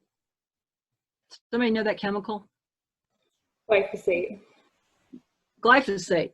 Where's Mike Bald when I need him? So, and they've built they're building this new rail on a hill. And so the glyphosate is going to go down into the new hike and bike path that everybody's using now that we have time. And then it's going to go down into the Winooski River. Okay. So now I have these 125 red oaks, which we don't want to plant all in the same space, but why can't I get over my barrier to talk to the people of Montpelier to tell them we should not have cut down all those trees? I mean, think of the environmental services that we've lost. I need to get somebody to tell me to get my butt off my chair and go talk to Vermont Digger and WCAX and the Times Argus and the Bridge. And let's talk about what could we have done instead of this? Anyway, I just needed to lament that a little bit. And what's keeping me grounded on the earth is that I've got all these acorns growing. Does anybody want some red oaks? Anyway, I'll stop there, but let's get to the edge of our imaginations together, and let's create brave space together. And let's take care of our young people so that they know that they have a future, and it's a future they're going to build with us, all of us together. So that's it. Thank you, Lynn. Much food for thought. I just want to give a voice to a couple people in the chat who either had to get off or their videos and sound don't work. So I'm just going to read a couple things if that's okay with everyone. This is from Linda Mayo, who I tried to get her technology to work. I apologize, Linda. Linda says that I believe this is a time that we need to reflect and connect to Mother Nature in a way she has been begging us to come home to her for a while. We need to listen to the birds, the sounds of the wind, the colors of the sky. It will help stimulate our creativity and with it open our minds to change. Thank you, Linda. And then I will also read Sandy Gamore's bit. Sandy said that for her, this time has brought the importance of learning how-tos, using tools to fix things, grow more food, use her bike on these crazy roads, etc. Sandy hopes that we can keep this kind of learning going, so we aren't always expecting things to come to us immediately. She has also come to appreciate living in a supportive community even more than she did before. Thank you for all the positive thoughts to take the lessons of this time forward to more equity and less harm to our world. Thank you so much, everyone. I think I got those who had to leave. I will turn now to the username LACOVIE if you would like to speak. I'm not sure how to pronounce that. Yes, I don't know what to say. You are saying everything that I can think of that makes a lot of sense. I moved to Vermont 7 months ago from Cambridge, Massachusetts, tired of the city, in search of nature and self-sustainability. And I don't know anything about it. I moved here for no practical reasons at all whatsoever, and I'm surrounded by germinated plants in every possible window in my house, and working outside like hell, trying to plant them and see if I can survive producing my own food, and then trying to connect with people to see if I have excess, which I'm sure I do have excess because I planted too many. So provide food for people that may need it. Basically, the whole philosophy and philosophical questions and wonderings that we have, I think that we share them, but I'm tired of just going on with the philosophy itself and feeling sorry every day as to what is it that I have done in order to make it a fact and to make it really work. So I'm just trying to figure it out as I go along and see what progress have I made today towards that philosophical ideal that we are all trying to reach. So I just need the input from everyone, and I will more than glad provide whatever humble input I can give. But I'm just trying to learn my way as I go through, being very, very practical. So, yeah. Thank you. And would you mind, actually, would you mind pronouncing your name for me? My name is Ignacio. Ignacio? Yeah, Ignacio Coviella. La Covi is just because I also do some metal work. Well, very nice to meet you, Ignacio. Nice to meet everybody. I am going to go next to Michael Saka. Hello, all. Thanks. Thanks for inviting me. Let's see, barriers. I suppose it takes, it's for me, it's sort of how wide a view or narrow view I want to take on things. You know, when I'm in the garden or in the natural world, you know, the wholeness of stuff becomes apparent, and there really are, I find, very few barriers for thinking and for being, and practical, as you said. That was good. And you know, the transformation of self is also then the basis for transformation of society, and that, you know, it's slow work, it's tiny steps, but it does make a difference, and I want to move in that direction. I'm community minded, but I do like to stay close to friends and family and to the land we have here.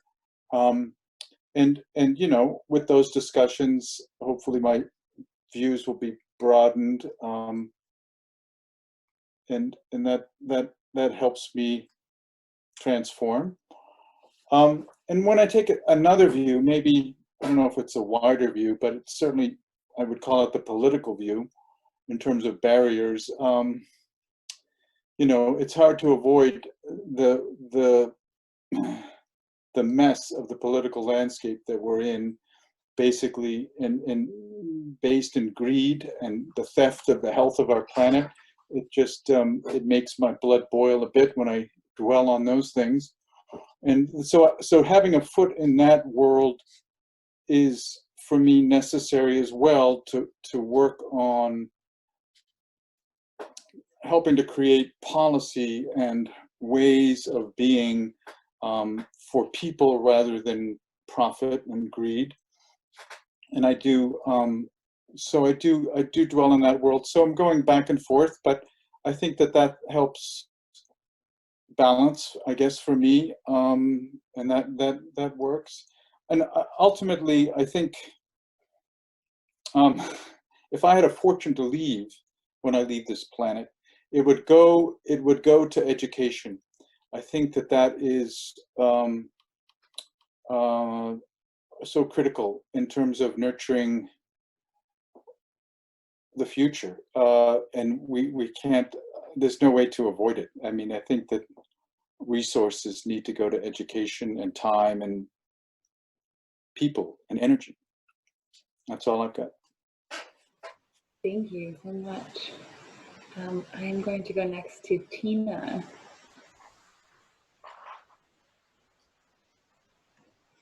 Thank you, Lauren. I think I'm sort of stuck in being aware that in addition to thinking about the future, we also need not to go back to the past with things that don't work. I'm very distressed by how the answer, or part of the answer to how people are feeling safe with COVID, is going back to plastic and completely disposable things, getting rid of bulk foods, getting rid of reusable containers, having all the plastic gloves. I really think it's not gaining the margin of safety that people think it is. And if we're starting to get to the point of reopening access to people, and that's going to be a much bigger exposure than what we're getting from a store that's practicing good hygiene, or people that are practicing good hygiene and bringing clean washed containers to reuse. So I feel like there's a big push back to thinking that disposable is safe. And I'm really afraid that that's going to be something people cling to because it feels important, it feels secure. And I think it's really fallacy to put that much weight on it. In thinking about the present, I'm aware that it's just really nice to be spending a lot of time in the spring woods as the birds come back.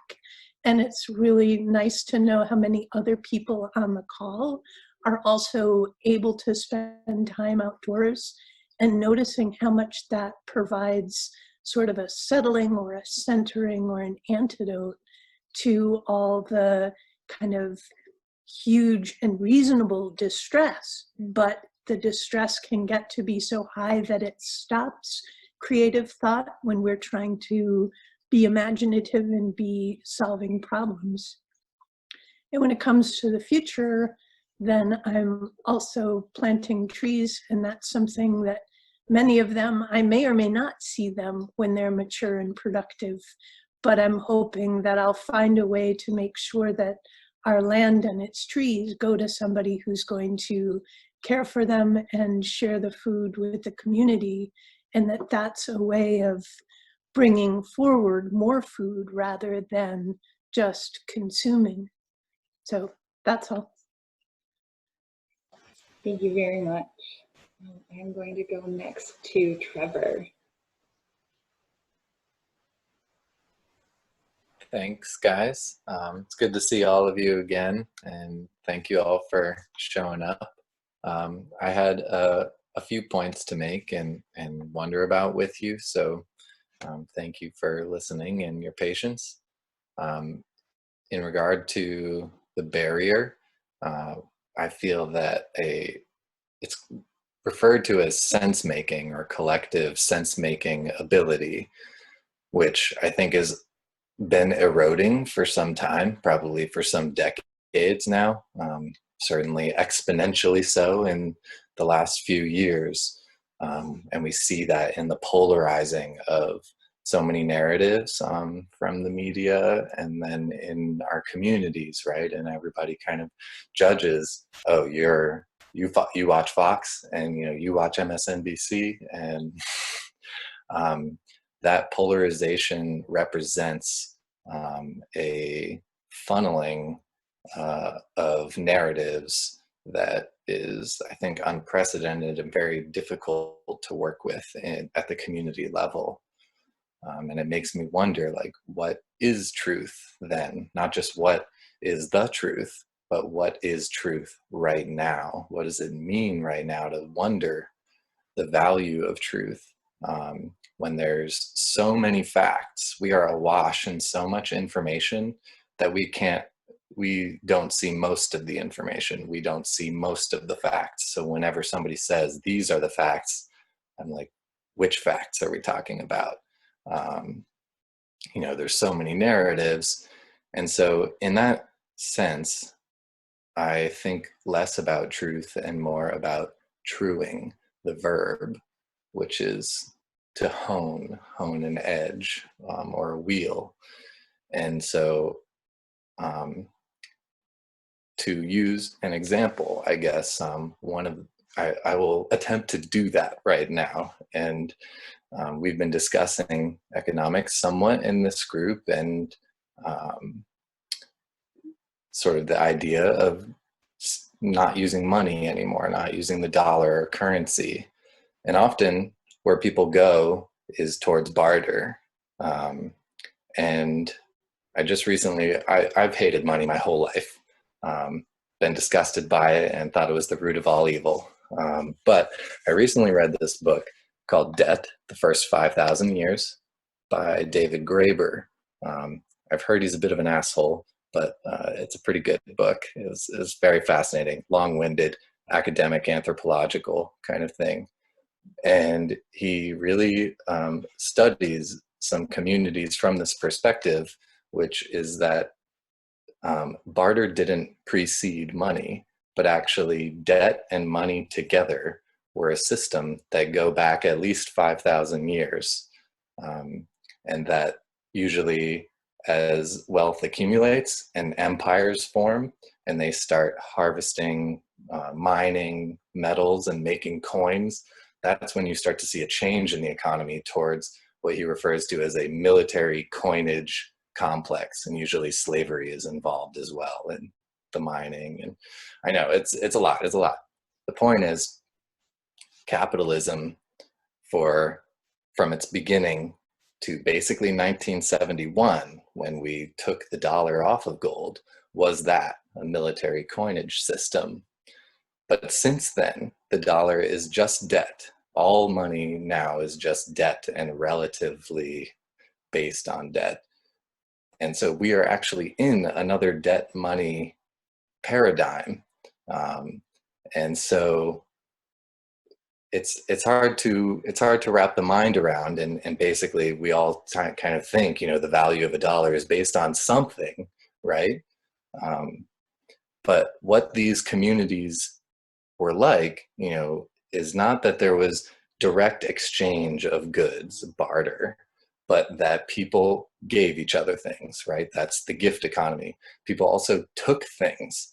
And that was understood, that you would just take what you needed or take what you wanted, and that after some time it would be returned. And that was understood in different cultures in different ways. And so my point is just to kind of throw a little dart at the idea of barter, at the idea of what money is, because they were using various currencies to represent these debts. Sometimes a single culture would have multiple currencies, that some would represent daily needs, daily goods, but some would represent the things that were most important to them, the value of life, like marriage, and when a life was saved, you would owe, things that were just like shells or brass rods, things that people could find or make, often, things that could be adornments or clothing. And so, it would seem absurd to us because we could just go out and make as much as we want. We could just go out and harvest all the shells we want and, be a millionaire, but that's not how they saw it.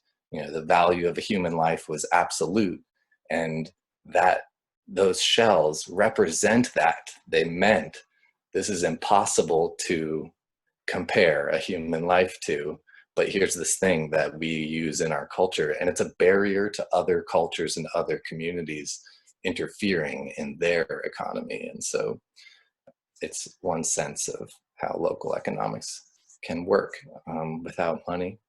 And then last thought, thank you for being patient with me, but in the short-term view, I think the most important thing for us is emotional regulation and connection with each other. This is perhaps the most widespread, difficult and traumatic time that the world has ever faced. And I feel like it's just beginning. And so my heart goes out to all of you who are struggling or feeling that in whatever ways that you are. And I hope that we can all be there for each other. Thank you. Thank you, Trevor. I am now going to go to Mark Kelly. Well, hello. See, looking at barriers, I'm thinking about the fact that there will be a tremendous pushback. There's going to be a great deal of urge for the people to try to get it back the way it was. And it won't be possible. We know that some of the things are just gone now that were part of our world. And our hope is that we can leave this thing going in a different direction than the one we were going in when we came in. So what we have to recognize is that this pushback needs to be countered, and we need to be thinking about how to build up the argument against that pushback right now. We need to be able to help people to understand that there is a better way to do these things, and that is going to take a lot of effort.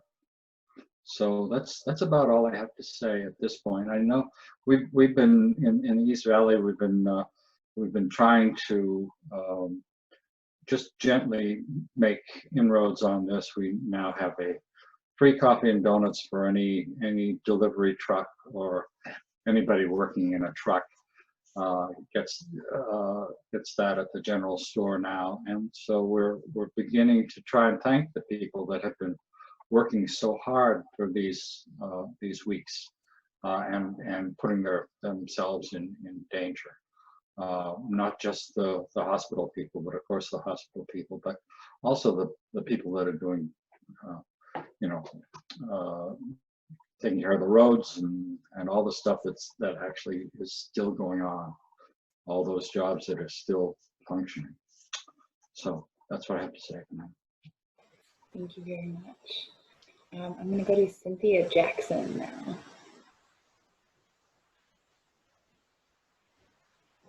Cynthia, can you hear us? Yes. Perfect. I didn't really have anything to say. Okay. All right. Thank you. Thank you very much. At this point, I have gone through everyone whose video is turned on. So I'm now go through people whose video is not turned on. If you want to message in the group that you do not want me to call on you, that would be helpful also. I'm going to go first to, I'm going to start at the bottom because I have a late last name, so everybody always picks on me last. I'm going to go to Tab Montgomery. Would you like to say anything? Hello, Lauren. Hello. Thanks to Mindy, thanks to Kat for putting this on. I'm going to start with a big breath because a lot has been said, and it's good to just breathe sometimes and listen. I want to say how grateful I am to be part of a group that is pondering these things now, that has the time to ponder this, this constellation of subjects.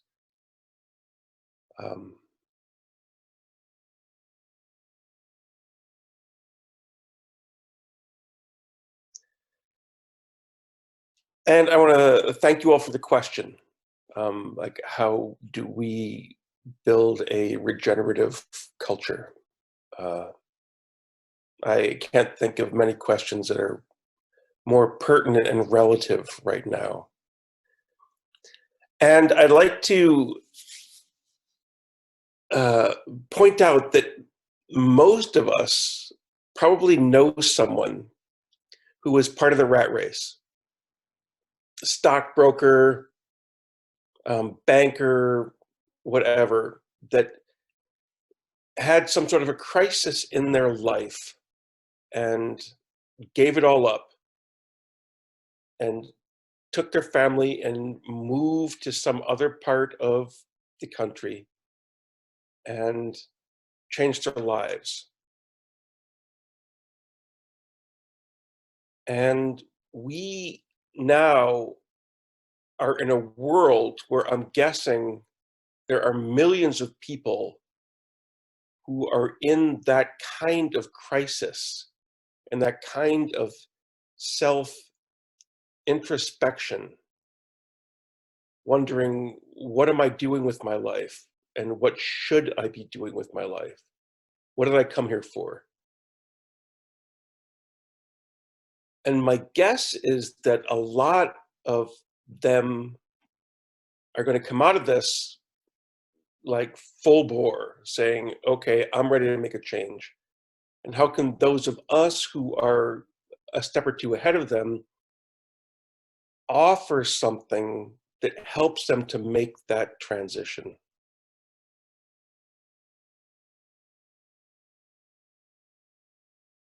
And how can we take that next step in our lives to make that, help to make that big transition that is necessary, that we all on this conversation recognize and acknowledge is needed?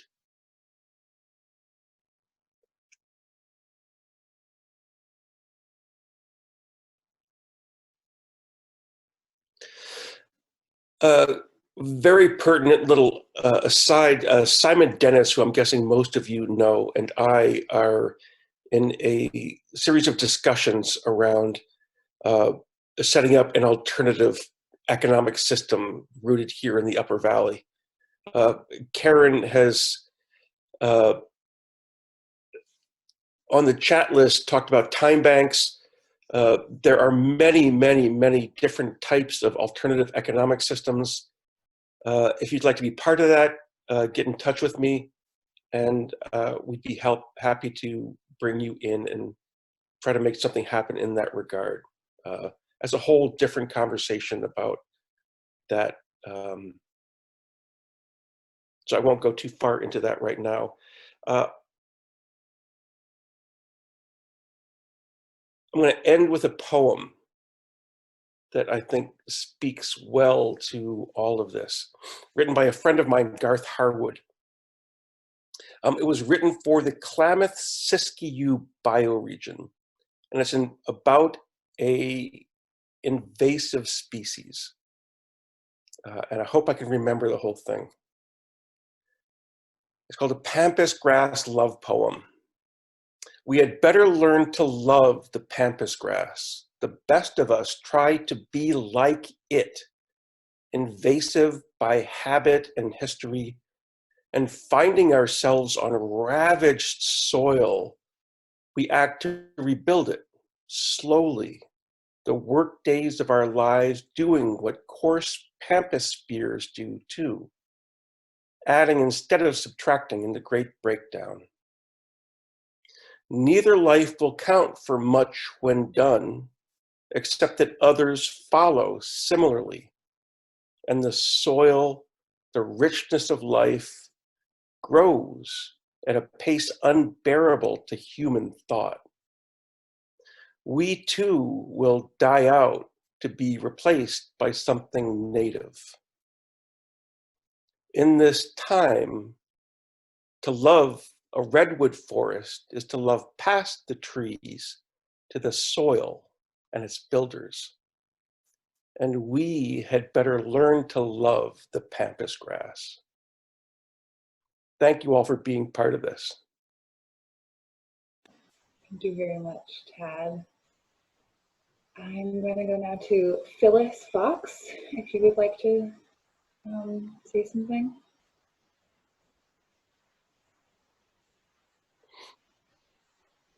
Okay. Me? Yes.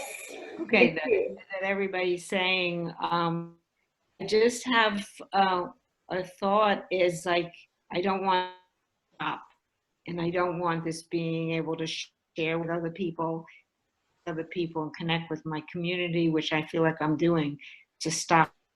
Just wondering, after the next session, we can keep perpetuating these ideas and coming together and knowing, joining each other to keep going. So, and sharing, willing hands, amazing. There and volunteer for them and get food for people and food and help other people start, it is so much. But I think that if there's any way that can keep continuing, that's the way to step out. Thank you, Phyllis.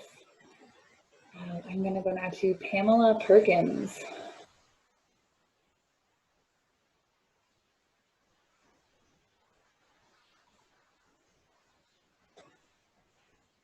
All right. Moving along. Hi, Pamela. Are you able to turn your sound on?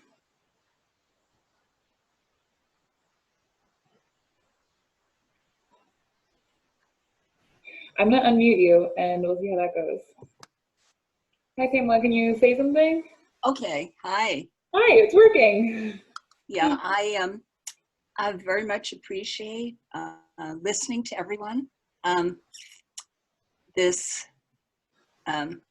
guess I was lucky as a young adult to meet Helen and Scott Nearing, and that greatly influenced the whole trajectory of my life. So, and also my daughter, Carrie Gewalt. She and Stephen have the farm over in Heartland. So it is really nice to find many kindred spirits. I'm living pretty isolated in senior housing in White River at the moment. So this has been a very wonderful experience to feel this soul connection with so many like-minded, striving people. So thank you. Thank you.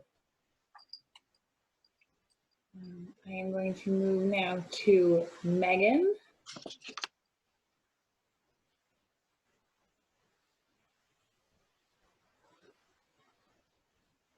Megan, can you hear us?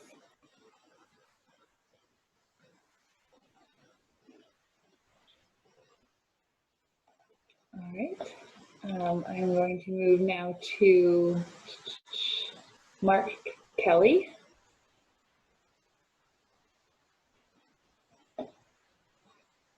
Did Mark? Well, that's wonderful, but I've already had a chance to do this. It's a great pleasure to be asked to speak again, but I think I'll pass this one up. My apologies, sorry. It's okay. I thought I was doing a good job on my side. I'm going to go to Marilyn next. Yes, hi. I came in late, and so I try to get the gist of what we're sharing. I came in late because I was busy building a cattle panel archway to grow some hardy kiwis on, and I heard several things about. I don't remember who it was who was talking about planting trees. Was it Tina, maybe? And I moved onto this property where I am now about 2 years ago with the vision of turning the apple orchard into a food forest. And little by little, it's going to happen. And I really want to have this become a model and a place, just a wonderful place for people to be able to have food. Last year, I opened up my apple orchard to people to pick apples and just share them. Pick one, give one away, and we gave them away through our Share the Harvest stand here in Brattleboro. I heard time trade. Our time trade is really getting resurrected right now. We have a movement now coming. It's a grassroots as well as from the town, and it's just wonderful bringing groups together around food sovereignty and really kind of building on what we've been trying to do for the past 5 years. And it's just such a time that we're just growing in leaps and bounds. We have a group called Edible Brattleboro, some of you know that, and we plant public help yourself gardens. And now we have this big movement of growing resilience and just bringing together all of that in many different ways. And time trade is a big piece of it, and just recognizing that there is abundance and getting more into that gift economy. So I have that hope, and then every so often I just get broken down and the fear wells up in me with the way things are going on with the political arena, the environmental nonsense that is happening under this administration, the corporate stuff. You know, I really do hope we emerge from this with a whole new paradigm and a whole new way of being and living and sharing and recognizing that there is abundance and that we are not living in a lack economy, because there are so many wonderful people out there who can share. And so whenever that fear overwhelms me, it knocks me down for a day or so. And I just have to get over that and get out into the garden again and do what I'm doing and be who I am. And that's what saves me.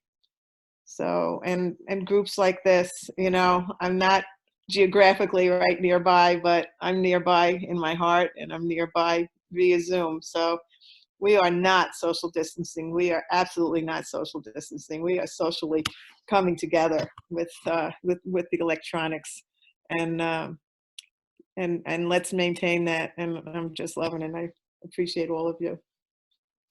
Thank you so much, Marilyn. And I love that. I've been hearing the term physical distancing and social closeness. I'm sure many of you have also heard. I'm going to go next to Karen Gainey. I know your video isn't working, but is your sound working? Hi. I just have a tremendous amount of gratitude for Mindy, for your incredible sharing, and Kat and Lauren and everyone that have put this forum together, and just echo, you know, what has been said as far as how the power of community is really strong, and that can never go away. Like, no, there's nothing that can ever take that away from us. It's in my perspective. And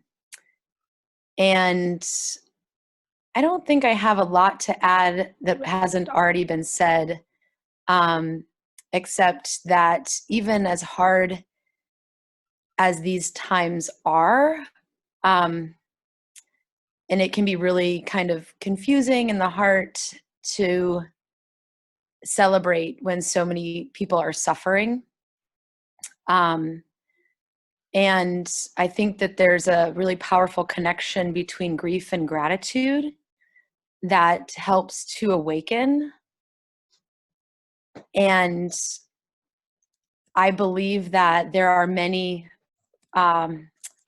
forces that are here to support whatever we want to call this time. I'm a big follower of Joanna Macy's work, and she refers to it as the Great Turning.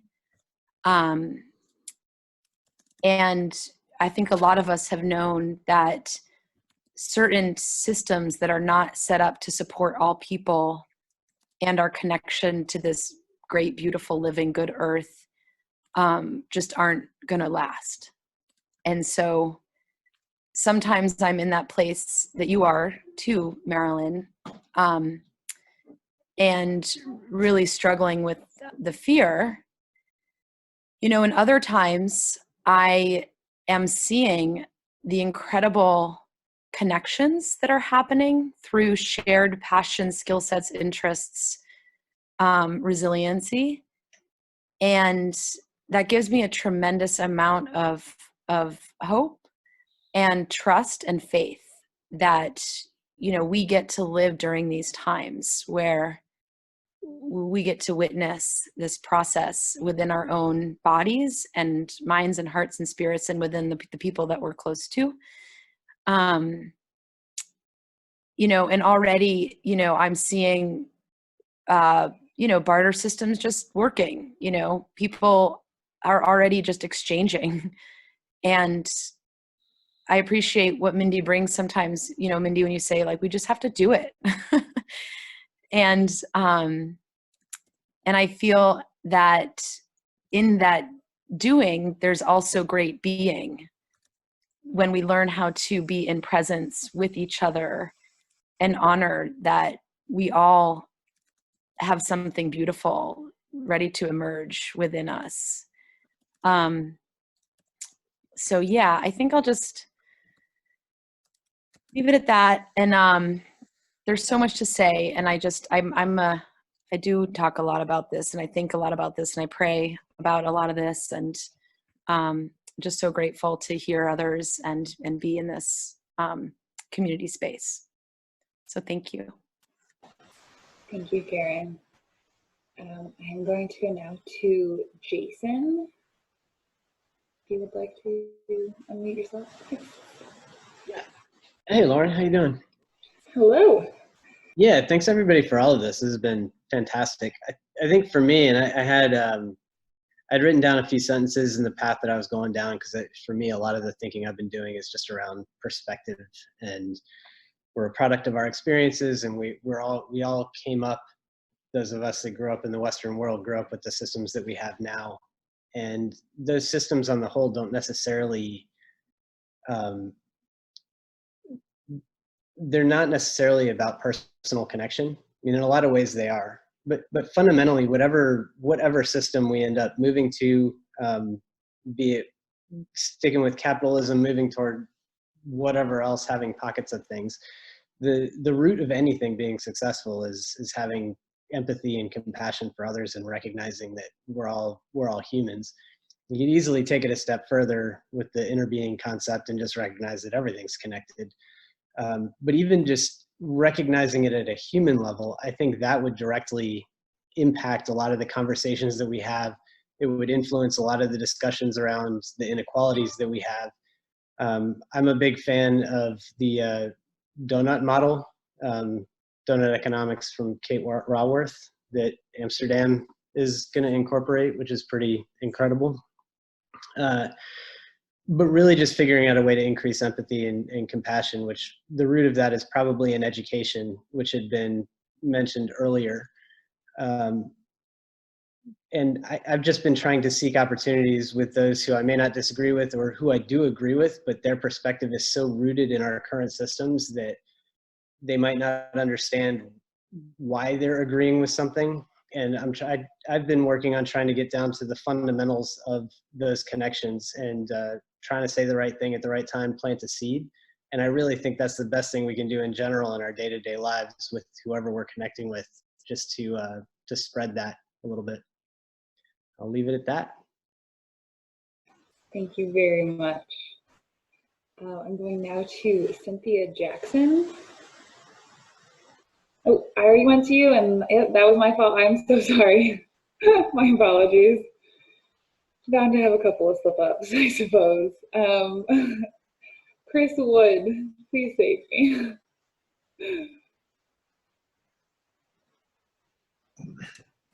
I love seeing Lauren's smiling face. I mean, what more joy? I mean, actually, I'm loving all of this conversation, Jason. I'm loving what you just spoke to. That work. I work a lot with a diverse set of people, and I always think my mind is slightly off and slightly different than what people who are doing good and wanting to do good in the world, but it's like they don't quite have the systems view of the world that I want to live in. So that's a really interesting thought. I want to talk about indigenous wisdom, and I want to talk about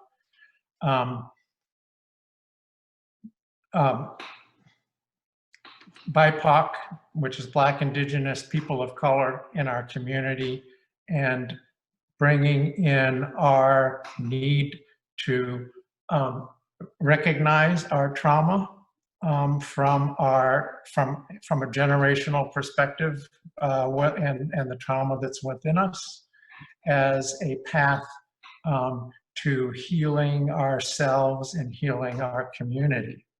On the pandemic side, I'm sitting in my workspace in Bale, which is building a local economy in South Royalton. And it's a community space that's done a lot of work around localizing. And here we have a pandemic that has brought to the forward this idea of localizing to probably many, many, many more people than have been thinking about it or thinking consciously, or perhaps thinking daily about it, because they have to figure out how they're going to be more resilient. And that's, I think, an awareness that's growing in people. At the same time, for me, it's like, okay, I want to get beyond the circle of wonderful, amazing people who are on this call, who are involved in the Lessons from the Soil series. And what the pandemic has made me learn is there's a community that we're now connecting with, thanks in large part to Mindy pushing hard on the mutual aid right away. And of course, we all instinctively wanted to help our neighbors, but it's making me realize that there is a way and a basis for connecting to people in our communities but that can invite them into these kinds of conversations. And that's, I want to be reimagining, and I've been talking about this with people as to how to bring in all of those wonderful things, the bartering. I focused on gift economy. Trevor, I really connect. I actually put early in the chat, there's a link to the chapter on gift economy by Charles Eisenstein. That really is a great reading maybe for Trevor, maybe for more people. But anyway, I plugged that thing in there. Just thinking about ways of really moving as best we possibly can. And I always call it the transition art, the art between so many things in our lives, but in the moneyed economy, shifting away as much as we can from that good old US dollar and thinking about other ways. Doesn't have to be direct exchange. All of those things are beautiful. Just gifting, again, indigenous cultures, many indigenous cultures before us had that as part of their way. So that's a whole big jumble of thoughts that I'll end with. Thank you for your smile. Thank you, Chris. I appreciate it. I believe that I have called on everyone. If I have not, please let me know. But so I'm gonna go now at this point. I'm very honored to be in this space. Mindy and Kat can both tell you it was a little nerve-wracking making this event, knowing that we were going to have so much time for discussion and connection, and being a little afraid maybe that people wouldn't want to share or wouldn't join. Also, it's a Monday night and we are 7 weeks into a pandemic. And so I'm just really grateful for all of you who joined, and for people who aren't on the call. I'm just grateful to be in this community. I also just want to say 2 more things. I've been thinking a lot when people have been talking about this idea of how we consider money to be some form of security long term. We think if we accumulate enough, we'll be safe in the end and we'll be less vulnerable. And that kind of struck me in terms of how the opposite of humble humans are, in terms of we are just mammals and we can only get what we can get that the world provides, and how creating the conditions for the opportunity for more is really all we can do, but we can't actually guarantee our own security. Though we would like to with the stock market and the economy and our piggy banks.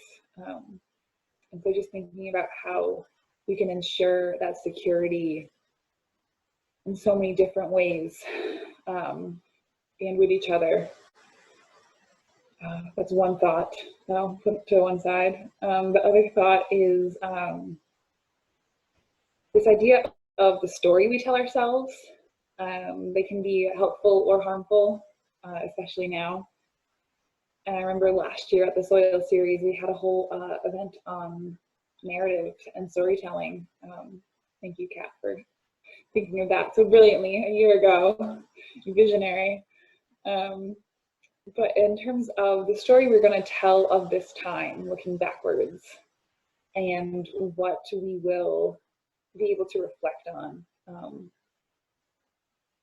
and the stories that come out of it, I think will be very interesting. And that's often a helpful way I found of envisioning, is to think of the story we're going to tell afterwards. And so I'm going to put in the chat a link that a friend sent to me of the story of the great, the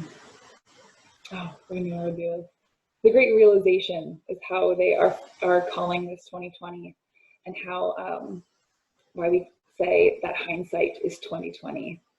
It struck me and it moved me, and I was very grateful for the share. So I'm going to share that with you as well.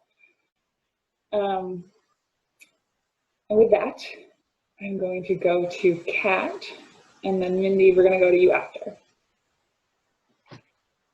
Okay. Wow, this has been a really incredible discussion and sharing, and I'm really grateful. I'm feeling differently now than I did when I posed the question of what are the barriers. I still wonder about those, and I think we'll all continue to ponder those, and how do we peel those onion layers of a barrier away to get to that growing, green, delicious food in the center. And how do we do that while keeping in mind those in our communities all around us that are in most need and are least being served by this extractive system?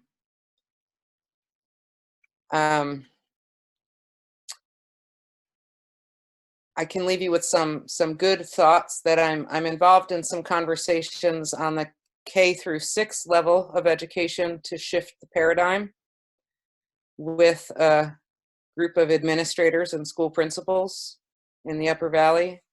And I'm also involved with some people on this screen in a project called Regeneration Core. So when we talked about that before in the chat, it's an actual thing that we're trying to launch to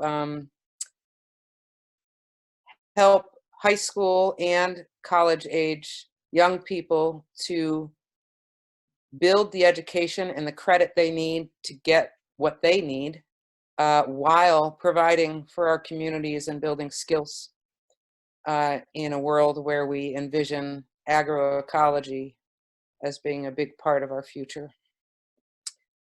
So these are all really exciting projects, and the time is now. The time was yesterday, but it's always now. There's always room for people to get involved. I'm also involved with some people, also on the screen here, in a regional mobilization for food sovereignty and security in the Upper Valley, the real deal. How do we get there? And how do we put the people who are at risk most at the center of the conversation? So those are all happening. Everything we do will be shareable once we get something worthwhile to share. We can do this together. I know that we can envision the world we want, and more than that, I know that we can actualize it. I envision a world where very shortly money's going to be useless. And I happen to be one of the lucky ones that don't have any to begin with. So I won't have much to lose there. The wealth of my life comes from my relationships. The wealth of my life comes from the work that I do in our communities that make people smile and feed their bellies and gain them skills and self-confidence. And that's the economy of our future. That's the economy of our present. And it's the economy of our past when we take away the belief systems that keep us enslaved to this monetary system that is super extractive and destructive to most everyone. And certainly everyone who's non-human, who we need just as much as every other being on the planet. So I'm going to close and turn it over to Mindy and just say that I look forward to more of these conversations. I look forward to social distanced, physically distanced. I like that term much better. We're not socially distanced. I'm feeling really connected to everyone here. I look forward to physically distanced work. It turns out that trees really prefer to be planted 25 foot apart from one another. Isn't that perfect? I'm going to turn that over to Mindy. That is perfect. Kat, thanks for mentioning Regeneration Core and the Upper Valley Food Sovereignty group that's emerging, and Chris and I and some other folks also on this call have been working on a resilience hub project in the White River Valley, Upper Valley area too. And there's a lot of really cool stuff that's happening right now. And I think it's like, for me, it's become a question of how to reduce some of the bureaucracy and some of the just sitting in a room talking. And I love talking, and I love talking with people in groups, but I really want to get beyond that and be doing the physical work on a larger scale. And so the question that has really emerged in this is it's not just how do we do it faster, because I don't think that's the right question, but it's how do we do it slightly differently to be a little bit more effective. And so, kind of going back to this conversation about different systems, different larger systems and ways of being, and the idea of stepping outside our current capitalist economy, I really appreciated what Trevor said about looking back to, the relationship with debt and how we have historically worked with money. And what I'm kind of proposing and suggesting is it's not I don't think it's a quantified system necessarily that we're looking for, because that places subjective value. And I think it's more about the relationship building, really asking questions of people. What do you need? What do you want? And asking yourself, what do I have to offer to others? And so there's like some in this era that we're in, and with all of these challenges that we're trying to work within and work with, is you know, it's about some newness. It's like learning from the past and relearning some traditional skills that we absolutely need, and launching into newness, into a new kind of future. And you know, we're also really just blessed and lucky to be in this world, and to to be in community with each other. So I'm really grateful, and it's not every day that we get to engage in a conversation like this. And so thanks for being game for this, everybody. And I know, you know, at the beginning, Lauren introduced this and was saying, you know, some of these conversations might be uncomfortable, and some people are really like, we might be deeply uncomfortable with the conversation about like getting rid of our government and our economy and all of that. But it's like it's different and it's shifting, and so I'm really grateful to engage in this conversation with all of you. So it's a real pleasure, and that's all I've got. Great, thank you, Mindy, for your final thoughts on that. Really appreciate it. Also really appreciate the smoothness of this event ending at 8, and all of us having gone around pretty successfully, I would say. I want to not glaze over the impact of this event and these conversations and how heavy some of them can feel, that Mindy kind of spoke towards. But on the logistical end of things, I will say, we hope you do come to our final webinar event in 2 weeks on May 17th from 3:30 to 6. Again, same drill. Hope to see you all there. We are going to have a farmer panel, and to hear from some farmers and some people who are working the land and working with people who are working the land. I think you'll all find it stimulating. I'm very excited to bring it to you. On that note, if you have any questions that you might want added to that panel, feel free to type them into the chat now. You'll obviously have time to ask questions later on too, but we might get some more in-depth answers if we ask the questions 2 weeks ahead of time. Beyond that, I just want to make sure everybody knows all of these. There's a I'm not posting the chat, the full chat every time, but I am posting the links that are posted in the chat on our website. So there's an event page, and then there's a resource page on the Vermont Healthy Soils Coalition website. And I really hope that you are accessing that and referring back in case, because I know a lot of people lose the chats once we end these calls. I won't post any personal information that was shared in terms of email addresses or anything like that. But I'm just very grateful to this community and to this group, and for all of you for staying on this conversation and being so engaged. With that, I'm going to actually let Kat sign off, because I know she likes to have the last word, my love. Oh, that's funny. Look at me already for that. I'm thanking Karen for the questions that she just posed in the chats, getting us ready for our next event, which we're really excited about. We have all Upper Valley farmers, and we have one other slot that we're going to fill with a representative from Migrant Justice, who we've been working with on a number of projects. And so I'm really excited about that panel. It's going to be another great discussion. Unfortunately, that last event was one that we had planned to be a 4-hour event on a farm with a resource fair and a big community potluck.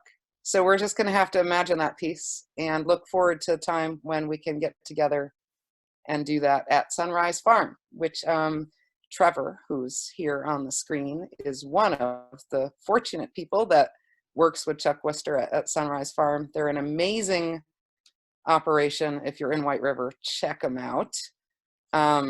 So I just want to give a super special shout out to Lauren Weston, who is just incredible. She has seriously risen to the occasion to run this series, while many of our organizing sponsors, including myself, have been overrun with coronavirus issues and elders and organizational responsibilities. And Lauren is just incredible. We're so lucky to have her.